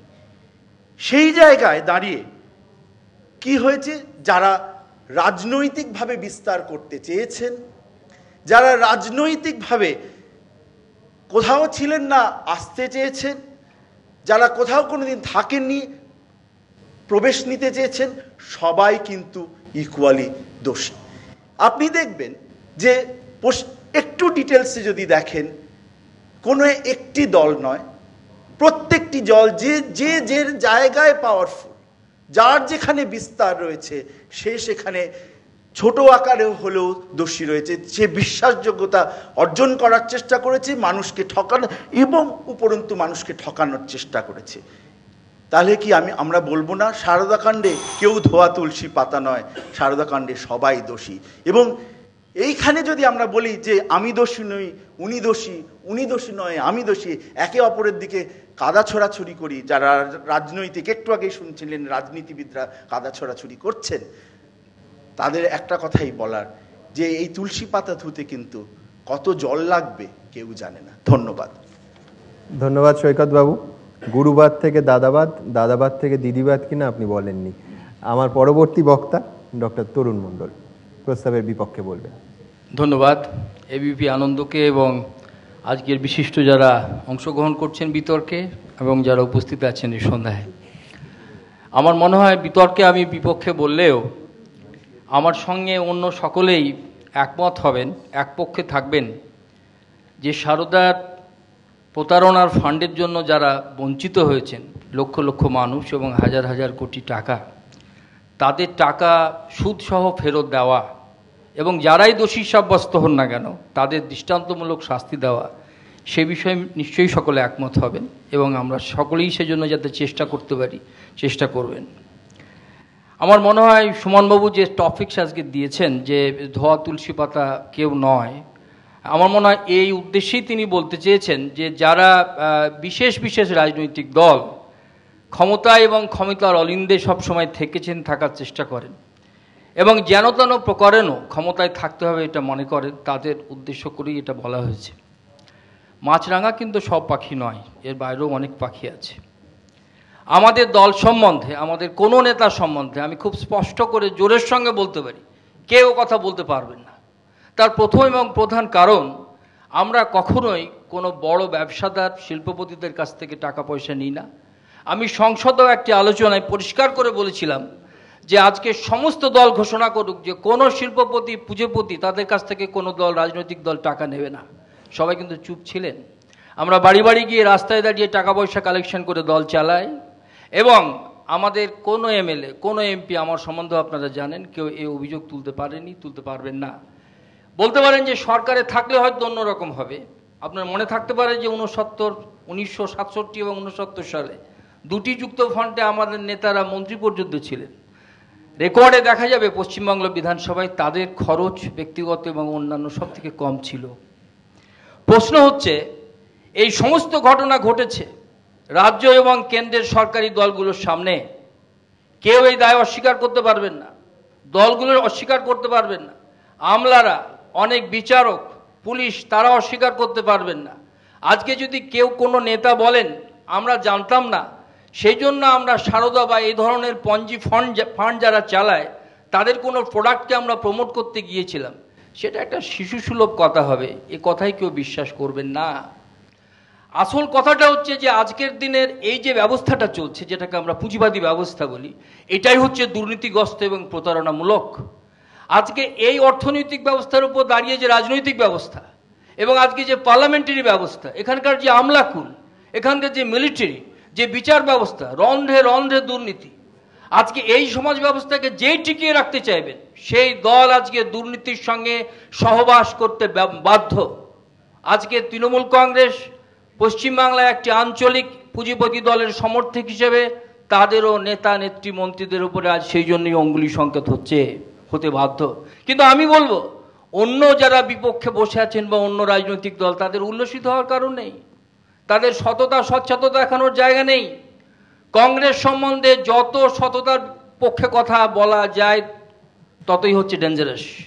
2G থেকে শুরু করে, কেজি বেসিন থেকে শুরু করে, কোল ব্লক আজকের কাগজেও বেরিয়েছে থেকে শুরু করে হাজার একটা আকণ্ঠ নিমজ্জিত। 34 বছরের শাসনে বামফ্রন্ট, মান্নানবাবু যাই মনে করুন না কেন, মান্নানবাবু কিছু বলার চেষ্টা করেছেন, দাবি করতে পারেন না যে তারা সৎ। তাদের দলের ডকুমেন্টেও বেরিয়েছে যে প্রমোটার রাজ, কন্ট্রাক্টর রাজের সঙ্গে তাদের এমন দহরম মহরম চলছে, তাদের বেরিয়ে আসতে হবে, সবাই আমরা জানি। আর সুপ্রিয়বাবু যাই মনে করুন, আজকে বঙ্গারু লক্ষণকে বাজপেয়ীজীবের আমলে কেন পদত্যাগ করতে হয়েছিল, কেন আজকে দেবগৌড়াকে বেরিয়ে আসতে হলো, এমনকি একটা অন্য মন্ত্রিত্ব দিয়ে তাকে পূরণ করলেন।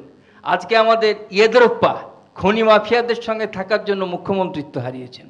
তাহলে কথাটা হচ্ছে 583টা স্পঞ্জি স্কিম খালি পশ্চিমবাংলাতে, 12,000-এর মধ্যে 5,000 স্কিম খালি পশ্চিমবাংলাতে। কীরকম উর্বর ক্ষেত্র, কোথায় ছিল সেবি, কোথায় ছিল আরবিআই, তাদের কাছেও নাকি টাকা যেত। যেমন পুলিশদের জন্য মোটর বাইক সাপ্লাই করেছিলেন সারদা কোম্পানি, এবং ঝাড়খণ্ডের মানুষদের স্বাস্থ্য দেওয়ার জন্য নাকি সেই সমস্ত অ্যাম্বুলেন্স দেওয়া হয়েছিল। আহারে সততা। আমি মিডিয়ার কথাও বলবো যে আজকে মিডিয়া তারা যথেষ্ট ভালো ভূমিকা পালন করছেন, কিন্তু এই মিডিয়া নির্বাচনের আগে এই সমস্ত নেতা নেত্রী যাদের ধরে আজকে টানাটানি হচ্ছে, শাক দিয়ে মাছ ঢাকার চেষ্টা হচ্ছে, তাদের মহামানব বানাননি, তাদের সততার প্রতিমূর্তি বলে দেখাননি, তাদের ভোটে জেতানোর জন্য মানুষের সামনে পাতার পর পাতা লেখা দিয়ে ভরিয়ে দেননি। এমনকি যে আন্দোলনের জন্য তারা ক্ষমতায় এসছেন, তারাই আবার কাগজ লিখেছেন। এই মুখ্যমন্ত্রীরা যখন বলেছেন যে আন্দোলন চলবে না, ধর্মঘট চলবে না, এই মিডিয়া কিন্তু তাদের বাহবা দিয়েছেন। আবার আন্দোলন না করলেও তারা বলছেন তোমরা কি বৈষ্ণব হয়ে গেলে, আন্দোলন করার রাস্তা কি বাঙালি হারিয়ে গেল। মিডিয়াকেও কিন্তু আমি বলবো তাদের যে 4th স্টেটের ভূমিকা তারা পালন করলে আমাদের সকলেরই অনেক ভালো লাগবে। ধন্যবাদ। ধন্যবাদ তরুণবাবু। মোটামুটি আজ সেম সাইড গোলের দিন, তার কারণ আমার বিপক্ষে, প্রস্তাবের বিপক্ষে যারা বলছেন তাদের আর অন্য পক্ষ লাগছে না। মোটামুটি রাজনীতিবিদরা তাদের নিজস্ব ফর্মেই আছেন, কোনো সন্দেহ নেই। তবে একটা ছোট্ট টিপ্পনি, আপনি যখন সবে বলছিলেন যে আপনারা বড় বড় ব্যবসায়ীদের কাছ থেকে কখনো টাকা নেন না, তখন আপনারই এক টিম সদস্য বাবুল সুপ্রিয় বলছিলেন না আপনারা ছোট ছোট ব্যবসায়ীদের কাছ থেকে টাকা তোলেন। জোকস অ্যাপার্ট, আমার দ্বিতীয় রাউন্ড শুরু হবে এবং দ্বিতীয় রাউন্ডের প্রথম বক্তা অবসরপ্রাপ্ত বিচারপতি ভগবতী প্রসাদ বন্দ্যোপাধ্যায়। 4 মিনিট, 3 মিনিটের মাথায় ওয়ার্নিং বেল থাকবে। নমস্কার। আপনারা এতক্ষণ ধরে অনেক কিছু শুনলেন একটা গাম্ভীর্যপূর্ণ পরিবেশের মধ্যে। আমার মনে হয় এখানে একটু আমি জিনিসটা লঘু করার জন্য আমি একটু অবতারণা করছি। ধোপার গাছ, একটা আমি পড়েছি প্রবাদটা, ধোপার গাদা ভার্সেস সার্কাসের গাদা। 2 গাদা গ্রামে থাকতো, তারপরে কালক্রমে এক গাদা চলে গেল সার্কাসে, আর ধোপার গাদা কিন্তু গ্রামেই রয়ে গেল। সেই ধোপার কাপড় নিয়ে সকালে বেরিয়ে যায়, রাতে আসে। একদিন দেখে একটা গ্রামে সার্কাস হলো, তার বন্ধু কিন্তু সেই সার্কাসে রয়েছে। দেখে বলে এই তুই এখানে আছিস কেন, এই এত আলো টালো অমুক তমুক, তোকে মারে ধরে অমুক করে তমুক করে, রাত্রি অনেক রাত্রি খেতে দেয়, অনেক কিছু বললো। বলে দেখ আমি কিরম স্বাধীন, এই নিয়ে দুজনের মধ্যে কে স্বাধীন কে পরাধীন দেখার পর ধোপার গাদা বলছে, সার্কাসের গাদা বলছে, দেখ তুই সব বুঝবি না, আমার এখানে একটা প্রসপেক্ট আছে। কি প্রসপেক্ট না, সকালবেলায় যখন ওই মেয়েদের ওই যে দড়ির প্রতি হাঁটে, সেই হাঁটার সময় সুন্দর সুন্দরী মেয়েরা হাঁটে, যারা বারে বারে পড়ে যায়, 2 বা 3 বার পড়ে যায়, এবার পড়ে গেলে গাদারের সঙ্গে বিয়ে দিয়ে দেবো। এই প্রসপেক্টের জন্য আমি এখানে আছি। এই একটা কথা। আর একটা কথা হচ্ছে যেটা খানিকটা প্রাসঙ্গিক, গোপাল ভাঁড়ের একটা গল্প আছে। দোকানে বাচ্চা ছেলে বসে আছে, একটা লোক আছে রসগোল্লা খেয়ে যাচ্ছে। তখন বললো, বাবা রসগোল্লা খেয়ে যাচ্ছে কে, জিজ্ঞেস করতো কে নাম, তো বলে মাছি। লোকটা বলে আমার নাম মাছি। বলে মাছি খেয়ে যাচ্ছে, বলে খাগে কত খাবে। তারপরে যখন সব ভাড়াটা যখন শূন্য হয়ে গেল, তখন গোপাল ভাঁড়ের হায় কপাল, সব রসগোল্লাই সে খেয়ে গেছে। আজকে আমাদের সারদার ঠিক সেই অবস্থা।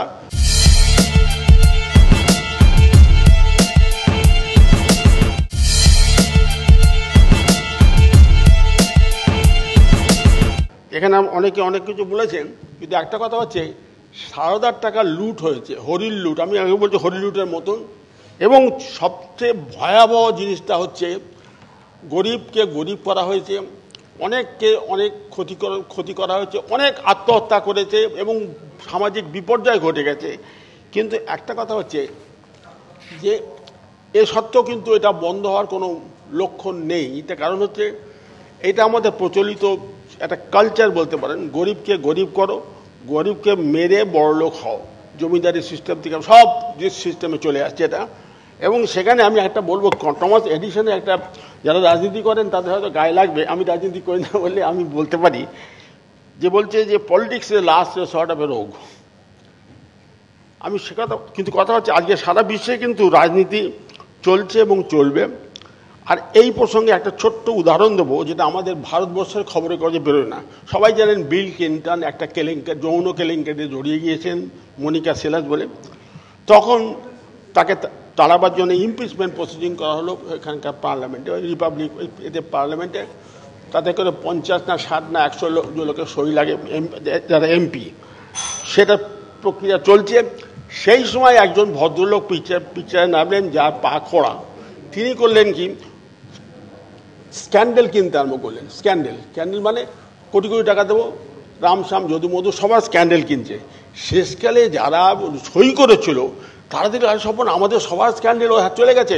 তখন তারা বাধ্য হলো ওই ইমপিচমেন্টের নোটিশটা তুলে বিল ক্লিন্টনকে রেহাই দিল। তারপরে সবাই স্ক্যান্ডেলে জড়িত, যারা অভিযোগ করছে, যার বিরুদ্ধে করছে, সবাই কিন্তু এক পা দাঁড়িয়ে আছে। আজকে সারদা মানে কাণ্ডে কে জড়িত নেই, এটা বড় প্রশ্ন। সেটা বিচার, তার জবাব দেবে ইতিহাস। অর্থাৎ কিনা রায় বেরোবে, বিচার হবে, সব হওয়ার পর যখন দেখা যাবে, হয়তো যেটা আমাদের বলা যায়, কেউ ধোয়া তুলছি গঙ্গা জল না, ধোয়া তুলছি পাতা না। কারণ এই যে জিনিসটা প্রতিষ্ঠিত হবে, কিন্তু আমাদের ধৈর্য ধরে অপেক্ষা করতে হবে। নমস্কার। অনেক ধন্যবাদ ভগবতী প্রসাদ বাবু। শুধু একটা বিনম্র সংযোজন, মনিকা লিউনেস্কির কথা বোধহয় বলছিলেন। মনিকা সেলেস তো টেনিস প্লেয়ার, লিউনেস্কির কথা বলছি। অনেক ধন্যবাদ আপনাকে। পরের বক্তা বিপক্ষের বাবুল সুপ্রিয়। প্রথমত হচ্ছে যে আমরা পক্ষে বা বিপক্ষে বক্তব্য রাখছি, কিন্তু বেশ কিছু সেম সাইড হয়েছে। তো আমি প্রথম থেকেই ধরে নিয়েছি যে offence is the best defence. অর্থাৎ আমি অফেন্সিভ খেলবো, কারণ যখন অপোনেন্ট যা গোল দিচ্ছে তার সাথে সাথে আমার সাথীরাও যখন গোল দিচ্ছে আমাদেরকে, তখন দুটোই হাসি মুখে নেওয়া যাক।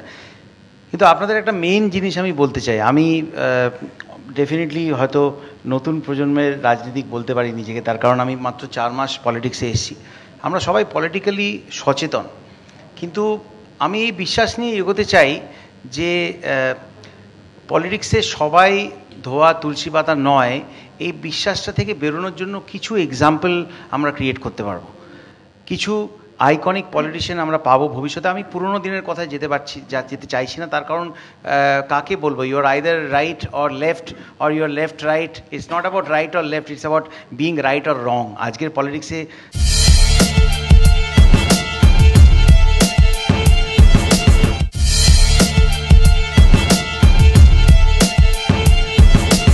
যা মূল ব্যাপারটা দাঁড়িয়েছে, যে আপনি রাইট করেন কি লেফট করেন সেটা ব্যাপার না, মানুষের চোখে পলিটিশিয়ান মানে কিন্তু সে ভুলই করে, সে is in the wrong side, এটাই দাঁড়িয়েছে। লেফট এবং রাইট দুপক্ষই আমার টিমেও আছে, আমি জানি। তো মূল ব্যাপারটা হচ্ছে যে আমি এটা বিশ্বাস করতে চাই, এই বিশ্বাস নিয়ে এগোতে চাই, অন্তত অ্যাসপিরেশন নিয়ে এগোতে চাই, যে সারদার যে কেলেঙ্কারি, যাতে তৃণমূল ওতপ্রোতভাবে জড়িয়ে পড়েছে এবং নানা রকমের অভিযোগ, আমি বলবো না, প্রত্যক্ষ প্রমাণ পাওয়া যাচ্ছে তাদের জড়িয়ে থাকার, এটা এরকম কিছু স্ক্যান্ডালের সঙ্গেই মানে রাজনীতির যে দুর্নীতিটা সেটা খানিকটা হলেও সীমাবদ্ধ থাক। সব রাজনীতিকই যদি কি বলবো ওই রকমের দুর্নীতির সঙ্গে জড়িয়ে পড়েন, তাহলে পলিটিক্স কথাটার কিন্তু কোনো মানে হয় না। আমি একটা খুব মজার জিনিস আপনাদের একটু পড়ে শোনাতে চাই। আপনারা অনেকেই হয়তো উইকিপিডিয়াতে যান, খুব সুন্দরভাবে সেখানে স্টেট কথাটা ইউজ করা হয়েছে, আমি একটু পড়ে শোনাতে চাই। What is the definition of politics? Politics Greek থেকে এসছে, politikos is the practice and theory of influencing other people on a global, civic or individual level. Very good. এই ডেফিনেশন অনুযায়ী তৃণমূল কংগ্রেস ডেফিনেটলি সমস্ত সারদার মঞ্চে থেকে প্রচুর মানুষকে ইনফ্লুয়েন্স করেছে, তারা যাতে টাকা রাখে, এবং যেটা আমরা বলি যে প্রজাপতি যেমন লাইট দেখলে তার দিকে যায়, তেমনি ক্ষমতার দিকে সবাই যায়। গরিব মানুষ খানিকটা লোভে পড়ে টাকা রেখেছে এবং তাদেরকেও দোষ দেওয়া ডেফিনেটলি যায়। পরের লাইনটা দেখুন, মোর ন্যারোলি, একটু ন্যারো মাইন্ডেড যদি আমরা হয়ে যাই তাহলে বলবো, more narrowly it refers to achieving and exercising positions of governance, organized control over a human community, particularly a state. তো আমি বিশ্বাস করতে চাই যে এখানে যে স্টেট কথাটা বলা হয়েছে, সেই স্টেটটা পশ্চিমবঙ্গের ক্ষেত্রেই সীমাবদ্ধ থাক। এই যে সারদা যে কেলেঙ্কারিটা, এখানে যে কথা বলা হয়েছে যে অর্গানাইজ কন্ট্রোল, এখানে অর্গানাইজড ক্রিমিনাল কন্ট্রোল হয়েছে। এই অর্গানাইজড ক্রিমিনাল কন্ট্রোলটা হবার ফলে আমরা তৃণমূলের যে সমস্ত নেতাকে একে ধরলে সে চলে আসছে, তাকে ধরলে সে চলে আসছে। উনি দাদাবাদের কথা বললেন, সুমনও বলল যে দিদিবাদের কথা বললেন না কেন। আমি বলবো যে দিদিকে বাদ রাখলেন কেন? কারণ আলটিমেটলি যে আমরা যে লার্জার পিকচারটা আমরা আঁকার চেষ্টা করছি, সেই লার্জার পিকচারে কিন্তু দিদির আঁকা একটা পিকচারও আছে। তো আমরা সেটাকেই বা বাদ দিচ্ছি কেন? কিন্তু তার মানে এই নয় যে একটা পার্টিকুলার পলিটিক্যাল পার্টি ওতপ্রোতভাবে একটা দুর্নীতির সঙ্গে জড়িয়ে পড়েছে বলে সমস্ত পলিটিক্যাল পার্টির সমস্ত নেতাই, সমস্ত পলিটিশিয়ানই দুর্নীতির সঙ্গে যুক্ত। আমি অন্তত এই বিশ্বাস নিয়ে আমার পলিটিক্যালের ক্যারিয়ারের শুরুতে প্রথম কয়েকটা পা রাখতে চাই, এটা ভেবে যে কিছু পলিটিশিয়ান আসবেন, যেটা আমি আগে বলেছি, যারা পলিটিক্সে তাদের পলিট্রিক্স দিয়ে পলিটিক্স ব্যাপারটাকে, পলিটিক্স সাবজেক্টটাকে আরও বেশি কলুষিত করবেন না। এই স্বপ্নটুকুনি যদি না দেখতে পারি, তাহলে সন্ধ্যেবেলা তুলসী মঞ্চে গিয়ে তুলসী পাতা খেয়ে যে আমরা আনন্দটা উপভোগ করি, তাহলে সেই প্রদীপটাও বোধহয় তুলসীর মঞ্চে যে প্রদীপ জ্বলে সেটাও বোধহয় নিভিয়ে দিতে হবে। আমি চাইবো যে মনে আসার ওই প্রদীপটা জ্বলুক, যে পলিটিক্স যতটা নোংরা ততটা যেন নোংরামি যেন চারদিকে ছড়িয়ে না পড়ে, সমস্ত পলিটিশিয়ান যেন নোংরা না হয়, যেন আমরা দিনের শেষে বলতে পারি যে পলিটিক্সে সবাই ধোয়া তুলসী পাতা না হতে পারেন, বাট কিছু আচ্ছা ভালো পলিটিশিয়ান নিশ্চয়ই আছে যারা পলিটিক্স শব্দটার মানেটা এখনো বাঁচিয়ে রেখেছে। ধন্যবাদ বাবুল। আরও বিশেষ করে ধন্যবাদ যে তুমি সন্ধেবেলা তুলসী মঞ্চের কথা বললে। সাধারণভাবে সন্ধেবেলা টিভিতে তুলসী সিরিয়াল চলে, তো এই ব্যতিক্রমী ছবিটা স্মৃতি ইরানির কথা তোমার স্মৃতিতে থাকবে। আমার পরবর্তী বক্তা অভিরূপ সরকার, প্রস্তাবের পক্ষে। প্রথমে সুমন যে প্রশ্নটা করলো সেটার উত্তর দিই। সুমন জিজ্ঞেস করলেন যে একজন সাধারণ মানুষ কি রাজনীতিবিদকে দেখে টাকা রাখে নাকি যদি বিশ্বাস করে ভোট দিতে পারে রাজনীতিবিদকে বিশ্বাস করে, তাহলে বিশ্বাস করে টাকা কেন রাখবে না? এখন এখানে আমার দুটো কথা বলার আছে। একটা হচ্ছে যে ভোটের ব্যাপারটা খুব গোলমেলে ব্যাপার। আমি কেন ভোট দিচ্ছি এটাই খুব পরিষ্কার নয়, এই কারণে যে আমার একটা ভোটে কিছু এসে যায় না, আমি কাউকে জেতাতেও পারবো না, কাউকে হারাতেও পারবো না, একটা বিশ্বাস থেকে আমি ভোট দিই। কিন্তু অনেক সময় কাউকে বিশ্বাস করে ভোট দিচ্ছি, কখনো কখনো আবার অপরপক্ষকে অবিশ্বাস করে ভোট দিচ্ছি, এবং আমি কখনোই বিশ্বাস করছি না যে আমার একটা ভোটে কিছু ওলট পালট হয়ে যাবে।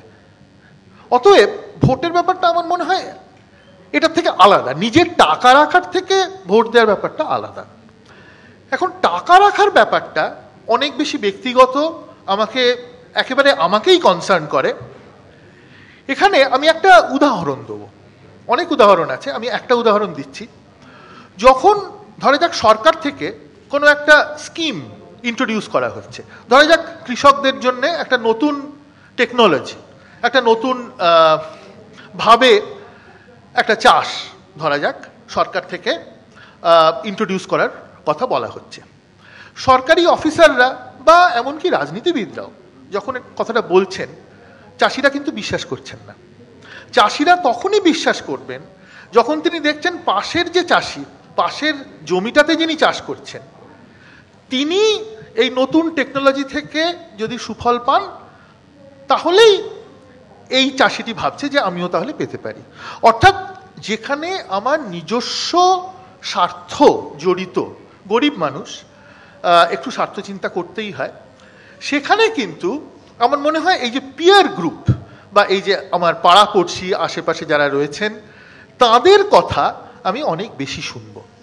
সেই অর্থে একটা পনজি স্কিম যখন গড়ে উঠছে, এবং সেটাই সব থেকে ফরমেটিভ, সব থেকে গুরুত্বপূর্ণ সময় একটা পনজি স্কিমের জন্যে, তখন এই যে পিয়ার গ্রুপটার ইনফ্লুয়েন্সটা ভীষণ ভীষণ জরুরি।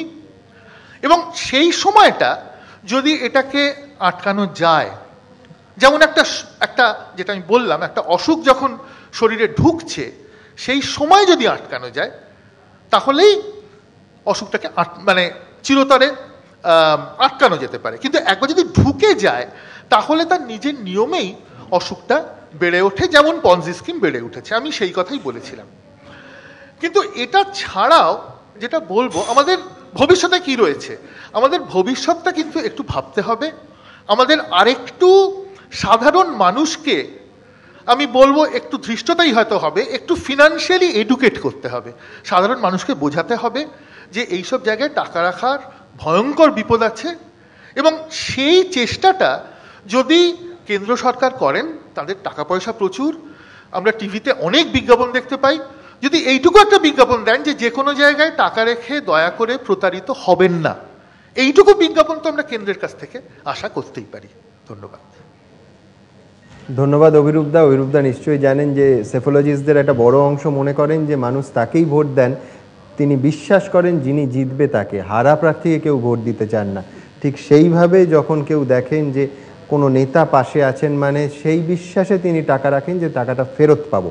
এ নিয়ে ভবিষ্যতে নিঃসন্দেহে আমাদের বিতর্ক যুক্তি, পাল্টা যুক্তি চলবে। আমার পরের বক্তা মানব মুখোপাধ্যায়। আমি প্রথমেই আমার বন্ধু আব্দুল মান্নানের কাছে একটু দুঃখ প্রকাশ করি। আমি আসলে দুর্নীতির উদাহরণ দিতে গিয়েছিলাম, কংগ্রেসের উদাহরণ দিতে চাইনি। আমার অসহায়ত্ব হচ্ছে ভারতবর্ষের দুর্নীতির উদাহরণ দিলে তো কংগ্রেসই আসবে, অন্য পার্টি আমি বিশেষ পাবো না তো। আর দ্বিতীয় একটা ধন্যবাদও ওনার কাছ থেকে আমি প্রত্যাশা করছি, যেটা বাম বিরোধী জোরালো বক্তৃতা দিয়ে ওনার দল তো এখন ওয়েটিং রুম, কেউ বিজেপির ট্রেনে উঠবেন, কেউ তৃণমূলের ট্রেনে উঠবেন, তৃণমূলের ট্রেনের একটা টিকিট পাওয়ার একটা ব্যবস্থা আমি করে দিয়েছি। এই ধন্যবাদটা আমি ওনার কাছ থেকে এক্সপেক্ট করি। আমার প্রশ্ন সুমনকে, আয়োজকদের, কেউ ধোয়া তুলসী পাতা না, এই কথাটা বলে আসল অপরাধীকে আড়াল করার চেষ্টা করছি কি? সবাই অপরাধী, কাজে আলাদা করে অপরাধীকে চিহ্নিত করার দরকার কি? আজকের দিনে নির্দিষ্ট হওয়া উচিত যে এই পার্টিকুলার সারদার বিষয়ে কারা অপরাধী, এটা নির্দিষ্ট করে বলা দরকার। একজন তো দাবি করেছেনই যে তিনি ধোয়া তুলসী পাতা। এক একটা বক্তৃতা ইতিহাসের অংশ হয়ে যায়। দিল্লি চলো বলে নেতাজি সুভাষচন্দ্র বসুর বক্তৃতা ইতিহাস হয়েছে। সেই নেতাজি সুভাষচন্দ্র বসুর মূর্তির পাশে দাঁড়িয়ে এরকম ঐতিহাসিক একটি বক্তৃতা দিয়েছিলেন আমাদের মাননীয় মুখ্যমন্ত্রী। আমি চোর, মুকুল চোর, কুণাল চোর, মদন চোর, টুম্পাই চোর। আপনি লক্ষ্য করে দেখবেন উইদিন কোর্ট আমিটি বাদ দিয়ে বাকি সবাই অভিযুক্ত হয়েছে। নির্দিষ্ট করা দরকার। যে কে উপকৃত হয়েছিল, রিয়েলি কে উপকৃত হয়েছিল, ডেলোর মিটিংয়ে কি আলোচনা হয়েছিল, সবকটা চ্যানেল যখন ওনার বন্দনা করছেন কিসের বিনিময়ে বন্দনা হচ্ছে উনি জানতেন। আমি আর্টের ব্যাপারে খুব একটা বিশেষজ্ঞ না, 1,84,00,000 টাকা দিয়ে বিকাশ ভট্টাচার্যের কোনো পোর্ট্রেট কখনো বিক্রি হয়েছে বলে আমি শুনিনি। আমার দৃশ্যতা মাপ করবেন, যে ছবিটি 1,84,00,000 টাকা পেয়েছে, শীতকালে পাড়ার সিট অ্যান্ড রতে সবচেয়ে বাচ্চাদের গ্রুপের 3rd প্রাইজ পাওয়ার যোগ্য না, সেটা 1,84,00,000 টাকায় বিক্রি হলো কেন? আমার সৌভাগ্য, আমাদের সবার সৌভাগ্য, উনি গিয়ে অফার করেছিলেন রামকৃষ্ণ মিশনকে যে আমার ছবি বিক্রি করা টাকা দেব, অন্তত এই প্রতিষ্ঠানটা সেই দূষণের হাত থেকে বেঁচেছে, এটা আমাদের একটা সৌভাগ্য। কাজে নির্দিষ্ট করে বলুন, জঙ্গলের মধ্যে কাউকে পালাতে দেবেন না যে সবাই অপরাধী, নির্দিষ্ট করে আমাদের বলতে হবে কারা অপরাধী। এবং বিপদটা হচ্ছে গোটা সিস্টেমটা কোরাপ্টেড হচ্ছে। এর মধ্যে সবচেয়ে ভয়ঙ্কর উদাহরণ হচ্ছে যে বাংলাদেশের জামাতের কাছে সারদার টাকা গেছে একজন তৃণমূল সাংসদের মাধ্যমে, এই অভিযোগটা আসে। কি করছিলেন চিফ সেক্রেটারি, কি করছিলেন হোম সেক্রেটারি, কি করছিলেন ডিজি? এটা পলিটিক্সের ব্যাপার, এটা ন্যাশনাল সিকিউরিটির ব্যাপার না। যারা সল্ট লেক কমিশনারেটে পুলিশ চালাচ্ছেন তারা তো দায়িত্বপূর্ণ আইপিএস অফিসার। কি অবস্থা হয়েছে তাদের? ক্ষমতায় থাকা একটা দল যখন নিজে কোলাপ্ট হয়, সে গোটা সিস্টেমটাকে কোলাপ্ট করে দিচ্ছে, কোলাপস করে যাবে আমাদের রাজ্যের অ্যাডমিনিস্ট্রেশন। কাজে নির্দিষ্ট করে সবাইকে একমত হয়ে বলতে হবে অপরাধী কে, এবং নির্দিষ্টভাবেই সেখানে আদালতের ভূমিকাটা, সিবিআইয়ের ভূমিকাটা খুব গুরুত্বপূর্ণ থাকবে। শুধু আমার একটা শেষ প্রশ্ন রেখে আমার বক্তব্য শেষ করছি। সবাই এত দুর্নীতিপরায়ণ, ভগবতী প্রসাদবাবু বিচার ব্যবস্থায় দুর্নীতির ব্যাপারে 2-1 লাইন বললে আমরা উপকৃত হব। ধন্যবাদ মানববাবু। আমার পরের বক্তা তিলোত্তমা। আমি তিলোত্তমাকে শুধু মনে করে দেবো, খুব স্বাভাবিকভাবেই প্রস্তাবের বিপক্ষে বলছেন। মানবদা ধোয়া তুলসী পাতার কথা বললেন, তাতে আপত্তির কথা বললেন। আমি ধোয়া তুলসী পাতার সঙ্গে তোমার আরেকটা বাংলা প্রবাদ মনে করিয়ে দেবো, যে তুলসী বনে বাঘ, অর্থাৎ সাধু বেশি দুর্বৃত্ত। সবাই ধোয়া তুলসী পাতা কিনা আমরা জানি না, কিন্তু তুলসী বনে প্রচুর বাঘ আছে এটা আমরা নিশ্চিত, অন্তত এই বাংলায়। আমার এর আগে যে প্রসঙ্গগুলো আমি তুলেছিলাম তার মধ্যে আমার নিজের কাছে খুব গুরুত্বপূর্ণ ছিল একটা বিষয়, যে এই যে এত লক্ষ লক্ষ মানুষ সারদায় টাকা গচ্ছিত রাখলেন, তাদের কষ্টার্জিত পরিশ্রমে উপার্জিত টাকা, সেটা কেন? তার কিছু ব্যাখ্যা আমরা পেয়েছি, সেটা নিয়ে আমি আর কথা বাড়াতে চাইছি না। কিন্তু আমার মনে হয় একটা গুরুত্বপূর্ণ প্রশ্ন আবারও আমার মনে উঠে এলো, যে সেটা তো গেল সারদাকাণ্ডের যে বহুমাত্রিকতা তার একটা দিক, সেটা হচ্ছে সাধারণ মানুষ, মধ্যবিত্ত, নিম্নবিত্ত, দরিদ্র। কিন্তু এছাড়াও একটা বিরাট অংশ যারা শিক্ষিত, যারা সচেতন এবং যাদের আমরা সমাজে প্রতিনিধি স্থানীয় বলে মনে করি, তারাও কিন্তু বহুভাবে এই সারদার সঙ্গে জড়িত টাকা নানান রকমভাবে নিয়েছেন বলে আমরা একে একে জানতে পারছি। হ্যাঁ, সেটা হয়তো সরাসরি আমরা আইনের চোখে অপরাধ বলে দেখব না, কারণ তারা একেবারে নিয়ম মেনে হয়তো চেকে টাকা নিয়েছেন, আমরা তাকে সরাসরি অপরাধ বলি না। কিন্তু আমি শুরুতেই একটা কথা বলতে চেয়েছিলাম, যে অপরাধ দু রকমের হয়, একটা হচ্ছে বিবেকের কাছে অপরাধ, একটা সমাজের চোখে অপরাধ, যেটা আইনত দণ্ডনীয়। আমরা দেখেছি যে এরকম অনেকে টাকা নিয়েছেন বিভিন্নভাবে, কেউ ডোনেশন, কেউ বেতন হিসেবে নিয়েছেন, কেউ স্পন্সরশিপ হিসেবে নিয়েছেন, কেউ হয়তো ইনভেস্টমেন্ট হিসেবে নিয়েছেন। আমার প্রশ্ন হচ্ছে যে যারা সাধারণ মানুষ, যারা পরিষেবা পাননি, হয়তো চট করে লোভের ফাঁদে পা দিয়েছেন, তারা একরকম। যারা ততখানি আর্থিক চাহিদাগ্রস্ত নন, যারা দরিদ্র নন, যারা অত্যন্ত সচেতন এবং যারা প্রতিনিধি স্থানীয়, অর্থাৎ যে কোনো ক্ষেত্রে প্রতিনিধিত্ব, আমি শুধু রাজনৈতিক প্রতিনিধিত্বের কথা বলছি না, তারা যখন টাকাটা নিচ্ছেন তখন কোন কোম্পানির কাছ থেকে নিচ্ছেন, যারা টাকাটা দিচ্ছেন তারা এই এত টাকা বেতন বা এত টাকা স্পন্সরশিপ তারা কিভাবে দিচ্ছেন, সেই সোর্সটা কি, সেটা সম্পর্কে তাদের চুপ করে থাকাটাও কি তুলসী বনে বাঘত্ব নয়, যেটা সুমন বলছিল? আমার মনে হয় তারা তুলসী বনের সেই সব বাঘ যাদের গা দিয়ে সত্যি এখন তুলসী পাতার গন্ধ বেরোচ্ছে, কিন্তু আসলে তার খোলসটা বাঘের। আর দ্বিতীয় যেটা যে বারবার আমি বাবুল যেটা বারবার বলার চেষ্টা করছিলেন যে রাজনীতিবিদ মাত্রই অসৎ নন, খারাপ নন। ঠিকই তো, তাই যদি হবে তাহলে আমরা তাদের প্রতিনিধি নির্বাচন করি কেন? আমরা গোড়া থেকেই ধরে নিই যে তিনি অসৎ হবেন না, তিনি আমাদের জন্য কাজ করবেন। কিন্তু প্রশ্নটা হচ্ছে যে রাজনীতিবিদের দায়িত্বটা আবারও সেই একই জায়গা থেকে চলে আসে যে সমস্ত সচেতন ব্যক্তিবর্গ, সমাজের প্রতিনিধি স্থানীয়, তারা যখন জ্ঞাতসারে একটা এরকম কোনো সংস্থার কাছ থেকে টাকা নিতে দ্বিধা করছেন না, যে কোনো ফর্মেই হোক, তখন একইভাবে রাজনীতিবিদরাও দ্বিধা করছেন না। তারা হয়তো দলের জন্যই টাকা তুলছেন, ডোনেশন নিচ্ছেন, এবং সারা পৃথিবীতে এটা একটা সর্বজন স্বীকৃত পদ্ধতি। এর মধ্যে লজ্জার কিছু নেই যে পলিটিক্যাল পার্টিগুলো বাণিজ্যিক বিভিন্ন ব্যবসায়ীদের কাছ থেকে বা ব্যবসায়িক প্রতিষ্ঠানগুলোর কাছ থেকে ডোনেশন নিয়ে নিজেদের খরচা চালায়। এটা সমস্ত দেশে হয়, আমাদের দেশে বলে শুধু নয়, এটা একটা পদ্ধতি। এবং যখন কৌটিল্য অর্থশাস্ত্র লিখছিলেন তখনও উনি লিখেছেন যে ব্যবসায়ীরা, শ্রেষ্ঠীরা কীভাবে রাজার রাজকোষকে ভরিয়ে তুলছে টাকা দিয়ে বা কর দিয়ে, যে কোনো ফর্মেই হোক টাকাটা তারা দিচ্ছে। এটা একটা সিস্টেম পৃথিবীতে, আমরা এর বাইরে অন্যতর কোনো সিস্টেম, কারণ রাজনৈতিক দলগুলোর তো আর নিজস্ব কোনো প্রোডাকশন হাউস নেই যে তারা সেটা দিয়ে ব্যবসা করে একটা টাকা রোজগার করবে, তা নয়। ডোনেশন নেওয়ার মধ্যে কোনো অন্যায় নেই বা সেখানে নেওয়ার মধ্যে কোনো দুর্নীতি নেই, যদি যেখান থেকে ডোনেশনটা নেওয়া হচ্ছে এবং যে কারণে সেই টাকাটা খরচা করা হচ্ছে তার মধ্যে একটা সততা থাকে। আমরা চাই যে রাজনীতিবিদদের কাছ থেকে সেই সততার আমরা দেখতে চাই। সেইখানেই প্রশ্নটা হচ্ছে অপরাধ বা নিরপরাধের। সেই সততা কি তারা বজায় রাখবেন না? আমরা যখন কোনো রাজনীতিবিদ কারোর কাছ থেকে ডোনেশন নেবেন তখন কি চোখ বুজে থাকবেন যে উনি আমাকে টাকাটা দিচ্ছেন, আমার অর্থ ভাণ্ডার বাড়বে, সুতরাং কিভাবে টাকাটা আসছে আমি দেখব না? যদি তিনি না দেখেন তাহলে তিনি সৎ পলিটিশিয়ান নন। এবং পলিটিশিয়ান, রাজনীতিবিদের দায়িত্ব, বারবার যেহেতু রাজনীতির কথাটা বিপক্ষ দলে উঠে আসছে, আমি সেহেতু রাজনীতিবিদদের প্রসঙ্গটা বিশেষভাবে বলছি যে রাজনীতিবিদের দায়িত্ব কি শুধুমাত্র যে অঞ্চলে তিনি কাজ করেন সেই অঞ্চলের কিছু বাহ্যিক প্রয়োজন সাধন করা, রাস্তা তৈরি করে দিলাম, টিউবওয়েল বসিয়ে দিলাম, এই সাধারণ জনগণকে নানাভাবে সচেতন করার দায়িত্ব কি তাদের নেই?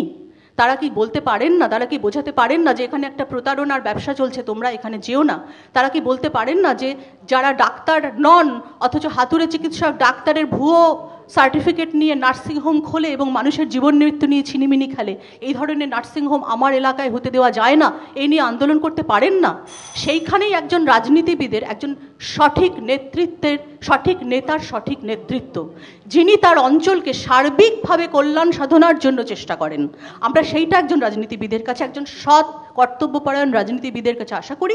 এবং আগে যে প্রসঙ্গে, যাদের প্রসঙ্গে কথা বললাম, যে যারা সমাজের প্রতিনিধি স্থানীয় ব্যক্তি, নামকরা অভিনেতা, নামকরা পরিচালক, নামকরা নাট্য পরিচালক, নামকরা সাহিত্যিক, তাদের প্রত্যেকের এই দায়িত্বটা আছে।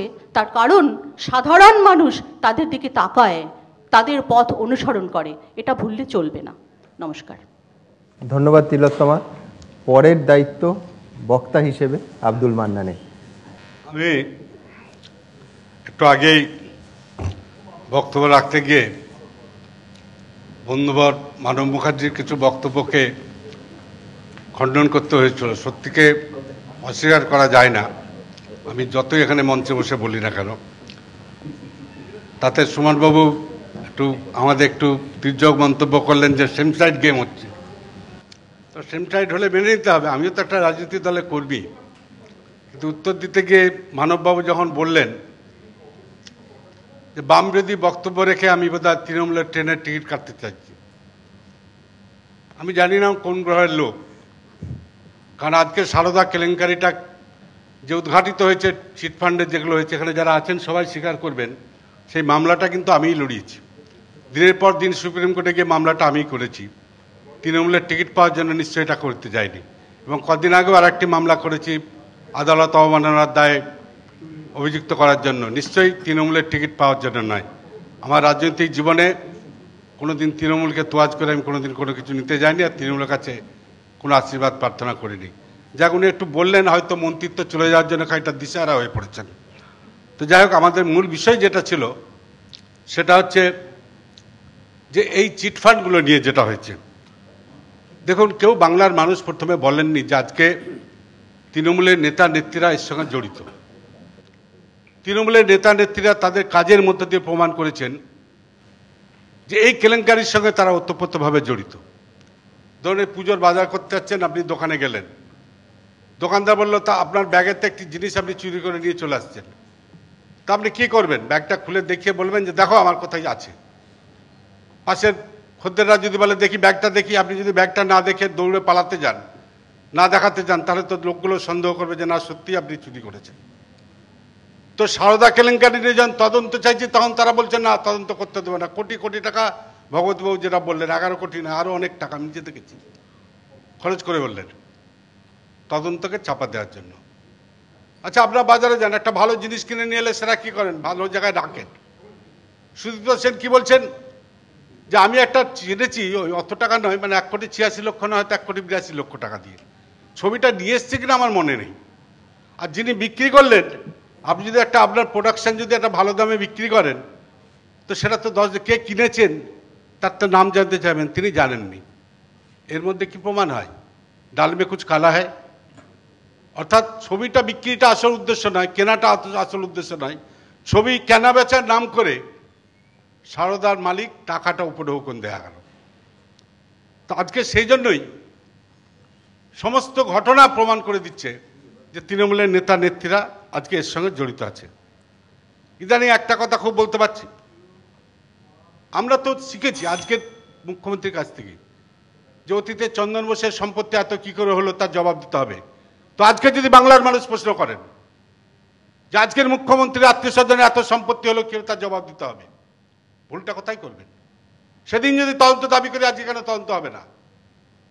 আর কেউ কেউ বলছেন দলের মধ্যে যদি কেউ থাকে তাদের তাড়িয়ে দেব। আরে বাবা, খোদ ফাউন্ডারই যদি দলের মধ্যে কেলেঙ্কারির সঙ্গে জড়িত থাকে, তাকে তাড়িয়ে দিলে দলটাই তো উঠে যাবে, সরকারটাই তো ভেঙে যাবে, সেদিন কোথায় থাকবে? আজকে যদি খোদ সরকারের সুপ্রিমোর আত্মীয় স্বজন, তার লোক, তার লেফটেন্যান্ট, এরা সব যদি জড়িয়ে পড়েন, তাহলে তাদের তাড়াতে গেলে দলটাই তো উঠে যাবে। অবশ্য পশ্চিমবাংলার মানুষের কাছে সেইটাই কাম্য, সেই সরকারটার পতনও সেই জন্য কাম্য। লুণ্ঠিত মানুষ আজকে তাকিয়ে আছেন কবে অপরাধীরা শাস্তি পাবে, কবে তাদের লুণ্ঠিত টাকা তারা ফেরত পাবেন, তাকিয়ে আছেন। ধন্যবাদ। ধন্যবাদ মান্নানদা। আমি শুধু একটা দৃশ্য আপনি মিস করেছেন, আপনাকে সমৃদ্ধ করতে চাইব।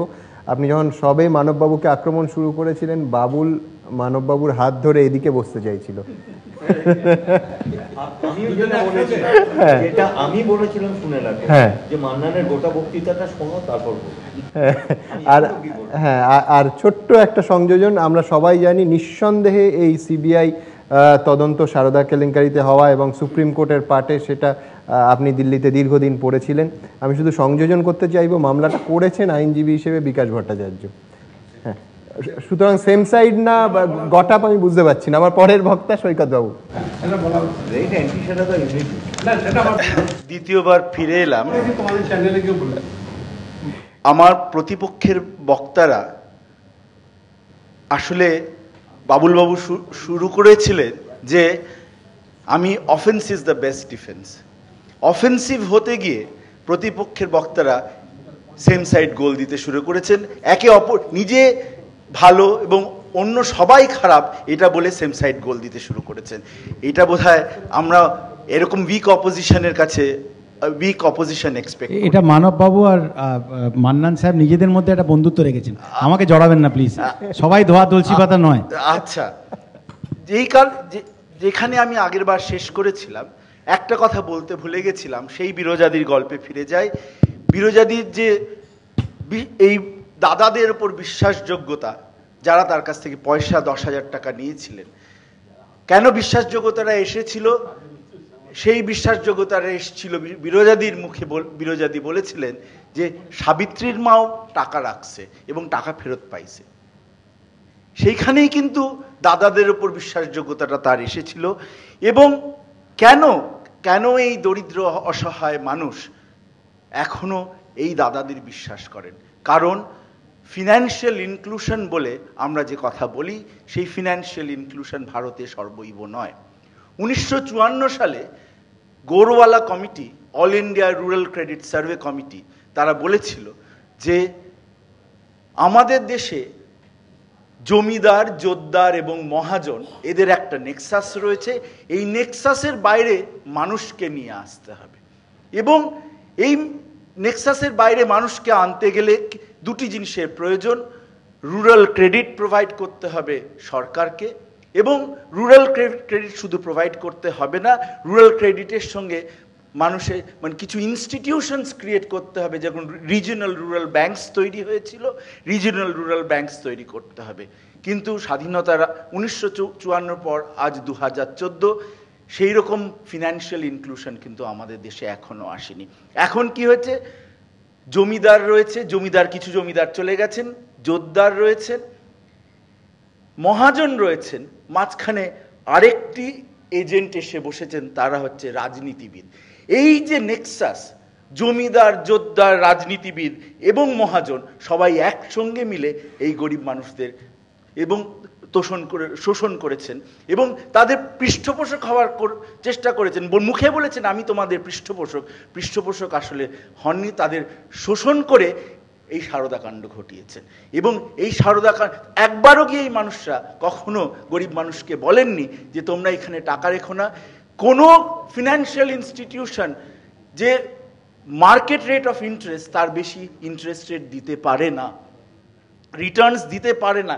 এইটা কিন্তু কোনো রাজনীতিবিদ, তারা বলেছে না আমাদের একটা হ্যান্ড হোল্ডিং আছে, মানুষ সেই হ্যান্ড হোল্ডিংকে বিশ্বাস করেছে। কিন্তু এটা যে দিতে পারবে না, অভিরূপদা যেটা বললেন ফিনান্সিয়ালি এডুকেটেড হওয়া উচিত মানুষের, সেই ফিনান্সিয়ালি এডুকেট করেননি মানুষকে। সেইখানেই বোধহয় মানে সারদাকাণ্ডের শুরু, এবং এই বিশ্বাসযোগ্যতা না থাকায় এগিয়ে গেছে সারদাকাণ্ড।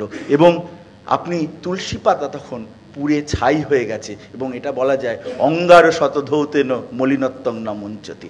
ধন্যবাদ। ধন্যবাদ সৈকত বাবু।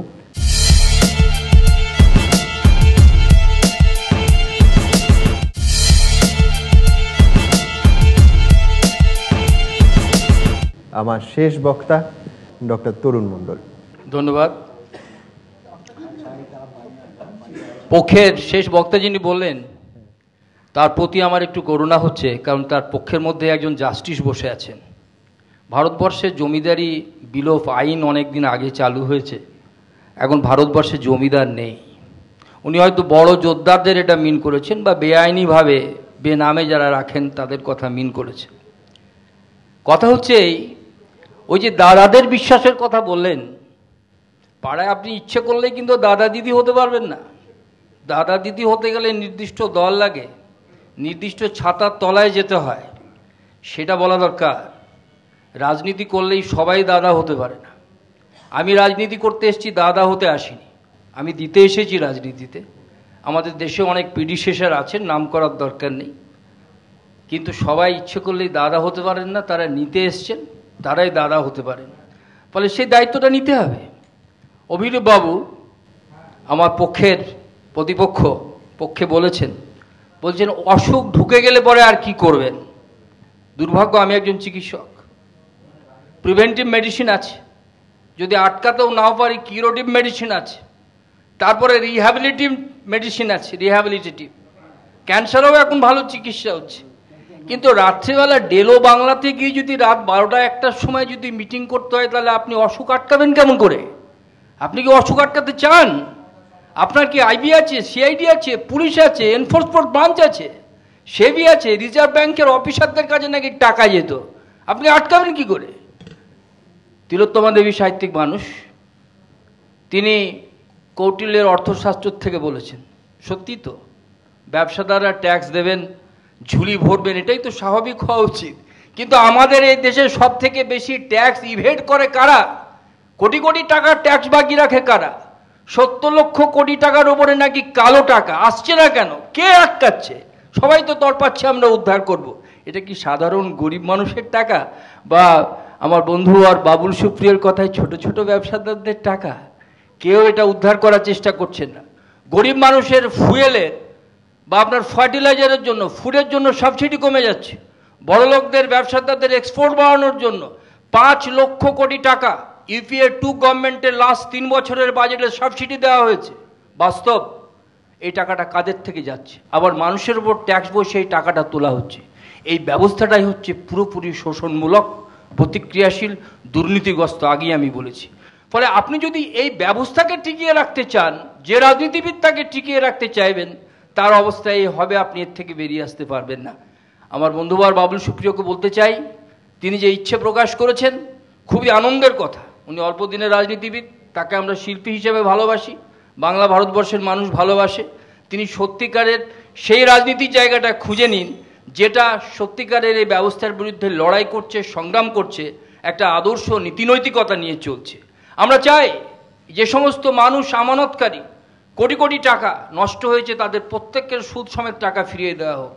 আর জাস্টিস সাহেবকে বলবো, আপনার কলিগরা যে সিবিআইকে একসময় তোতা পাখি বলেছিল, এখানেও যেন কোনো রাজনৈতিক খেলার জন্য কোনো রাঘব বেয়াল যেন জলের তলায় থেকে না যায়, তারা যেন ধরা পড়ে। সিবিআইকে যাতে নিরপেক্ষভাবে কাজ করতে দেওয়া হয়। 5 লক্ষ টাকা করে মিনিমাম ক্ষতিপূরণ দেওয়া হোক যে সমস্ত এজেন্ট বা আমানত করে ইতিমধ্যে আত্মহত্যা করেছেন। এবং কোনো পঞ্জি স্কিম তারা অনেকে এখনও চালিয়ে যাচ্ছেন, প্রতারণামূলক স্কিম বন্ধ করে দেওয়া হোক। ব্যাংকিং সিস্টেমকে বাড়ানো হোক, একমাত্র ব্যাংকের মধ্যেই টাকা পয়সার লেনদেন করা হোক। এইভাবে যদি করা যায় এবং দোষীদের যদি চূড়ান্ত শাস্তি দেওয়া যায়, তাহলে পরে এগুলো বন্ধ হতে পারে। তা না হলে এই দুর্নীতিমূলক ব্যবস্থায় এই জিনিস বন্ধ হবে না। আজকে যারা রাজনীতিতে মনে হবে আপনার সৎ ছিল, কালকেই মনে হবে তারা কেন অসৎ হয়ে যাচ্ছে। অর্থাৎ তারা যেন তেন প্রকারণ, যে কোনো সমাজ বিরোধীকে ঢুকিয়ে, যে কোনো দলের মানুষকে ঢুকিয়ে তার দলটা বাড়াতে চান, সরকারের সমস্ত জায়গায় কবজা করতে চান, গণতন্ত্রকে হত্যা করে। আমরা এর বিরোধী। ধন্যবাদ। ধন্যবাদ তরুণবাবু। আমি জানি না আপনার সাজেশন নিয়ে বাবুল সুপ্রিয় নতুন দল খুঁজবেন কিনা, নাকি নিজের দলেই সেরকম জায়গা। না, আমি এটা খুব সিম্পল বক্তব্য রাখতে চাই। দেখুন, আপনারা সব প্রাজ্ঞ রাজনীতিক, আপনি একদম ঠিক বলেছেন। আমি নতুন রাজনীতিতে এসেছি এবং নতুন রাজনীতিতে এসেছি বলেই না, আমার সামনে দুটো রাস্তা আছে। একটা হচ্ছে যে স্বচ্ছ একটা রাস্তা থাকবে, ভালো একজন আইকনিক নেতা পাবো। আমাদের হিস্ট্রিতে আইকনিক কোনো নেতা ছিল না, বা ভালো কোনো মানে এক্সাম্পল ক্রিয়েট করার মতো নেতা ছিল না, তা তো নয়। আমার সামনে দুটো রাস্তা আছে, হয় সেই রাস্তাটা ফলো করব, অথবা আমি পুরনো কাদা ঘাঁটবো। তো পুরনো কাদা ঘাঁটতে গিয়ে তো আপনারা দেখছেন একে অপরকে গোল দিয়ে ফেলছেন। আমি ওই খেলাতেই নামবো না, আমি ওই খেলাতেই নামবো না, আমি আমার নিজের কথা বলছি না। আমি জানি রাজনীতিতে আমি কালো জামা পরে এসেছি, কারণ জানি সাদা জামা পরলে দাগ লাগাটা খুব শক্ত, মানে সাদা জামাটা পরিষ্কার রাখা খুব শক্ত। আনন্দবাবু, আপনি পলিটিক্স করেছেন, আপনি জানেন যে দাগ আপনার জামাতেও আছে, আমার জামাতেও লাগবে। কিন্তু আমি যেটা আগে বলেছি, আরেকবার খালি এটুকুনি রিইনস্টেট করব যে পৃথিবীর সবচেয়ে বড় আদালত হচ্ছে বিবেক। আপনি যদি সেই বিবেকের কাছে পরিষ্কার থাকতে পারেন, আমি এটাও মনে করি যে তৃণমূল কংগ্রেসের বিরোধিতা আমরা করছি বলে, সারদা স্কিমে সবাই জড়িয়ে পড়ছে বলে, তৃণমূল কংগ্রেসের সঙ্গে জড়িত, বা তৃণমূল কংগ্রেস যখন বাংলায় পরিবর্তন এনেছিল মানববাবু সিপিএম এর এগেনস্টে, তখন সবাই তৃণমূলের আদর্শে যারা বিলিভ করেছিল, তারা সবাই অসৎ, তারা সবাই দুর্নীতিগ্রস্ত, তারা সবাই বাংলাকে 2.5 বছরে এতটা স্তরে নামিয়ে আনার চেষ্টা করেছিল। এটা আমি মানতে রাজি নই। আমি মনে করি যে এখনো বোধহয় খড়ের গাদায় খুঁজলে কয়েকজন সৎ তৃণমূলই পাওয়া যাবে এবং তারা এগিয়ে চলবে। এখানে আমার একটাই কথা, ভারতবর্ষের সরকারের কমার্সের মধ্যে আমাদের প্রধানমন্ত্রী ভারতবর্ষকে কোন জায়গায় নামিয়ে দিচ্ছেন? সুদিন কি আচ্ছা প্লিজ, এটা অন্যদিকে চলে যাচ্ছে বিষয়টা। হ্যাঁ, আমি আসলে সুমনরা ওদের টিআরপি বাড়ানোর জন্য একটা বিষয় আমরা সবাই একমত, আমাদের মধ্যে একটা ডিভিশন করে দিয়েছে। আমরা সবাই চাই যে সারদায় অপরাধীরা চিহ্নিত হোক, আমরা সবাই চাই যে সারদাতে যাদের টাকা গেছে সেই অসহায় মানুষ টাকা পাক। ফলত এই জায়গাটায় আমাদের মধ্যে কোনো ডিভিশন নেই। একটা ডিভিশন দেখাতে নেই তো, সিপিএম কংগ্রেস তৃণমূল সবাই তো একসঙ্গে জড়িয়ে, এখনো বিজেপির নাম আসেনি, তবে ডেফিনেটলি আসবে, এর কোনো প্রশ্নই নেই তো এখানে। আমি তো একদম বলছি না, এক্স্যাক্টলি এটাই তো আমি বলতে চাই। আমি শুধু কাগজে বেরোনো একটা খবর এই ব্যাপারে বাবুলের রিয়াকশন চাইছি। আমরা জানি এই ধরনের স্কিমে কুখ্যাত নাম হচ্ছে কেডি সিং। এবার কেন্দ্রীয় বাজেট পেশের দিন মাননীয় অর্থমন্ত্রী অরুণ জেটলির লাঞ্চ করিয়েছিলেন কেডি সিং। বাবুল একটু বলে দিক সে লাঞ্চে কত তুলসী পাতা ছিল। না না, কেডি সিং যখন অরুণ জেটলিকে লাঞ্চ করাচ্ছিলেন তখন আমি লোকসভাতেই ছিলাম। কেডি সিং ওনাকে লাঞ্চ করিয়ে দিলেই যে সিবিআইয়ের হাত থেকে উনি বেঁচে যাবেন তার কিন্তু কোনো মানে নেই। অরুণ জেটলি ভদ্র মানুষ, তুলসী পাতা ছিল, পায়ের নখ থেকে মাথার চুল পর্যন্ত দুর্নীতিপরায়ণ কেডি সিং একজন অর্থমন্ত্রীকে লাঞ্চ খাওয়াচ্ছেন বাজেটের দিন। সবাইকে অসংখ্য ধন্যবাদ, বাবুলকে ধন্যবাদ যে বিবেকের কথা বলেও মোটামুটি আমার কাজ হালকা করে দিয়েছে। কারণ সাধারণত এই ধরনের বিষয়তে কারা কত নম্বর পেলেন, কে জয়ী হলেন আর কে পরাজিত হলেন সেটা নির্ধারণ করবেন আসলে আপনারা। যে সত্যি সত্যি সারদা কাণ্ডে কেউ ধোয়া তুলসী পাতা নয় নাকি, পাকেও পদ্ম ফুল আছে এবং বহু ছায়ের গাদা সরিয়ে পাইলে পাইতে পারো অমূল্য রতন। এটা বাবুলের পদ্ম ফুল নয়, বাবুলের প্রতীক নয়। এই ধরনের একটা আশার আলো কোথাও দিগন্তে দেখা যাবে কি না সেই দিকে আমাদের অপেক্ষা রইল। আপাতত সময় শেষ। যুক্তিতর্কের আসর থেকে বিদায় চাইছি। আপনাদের চোখ থাকুক এবিপি।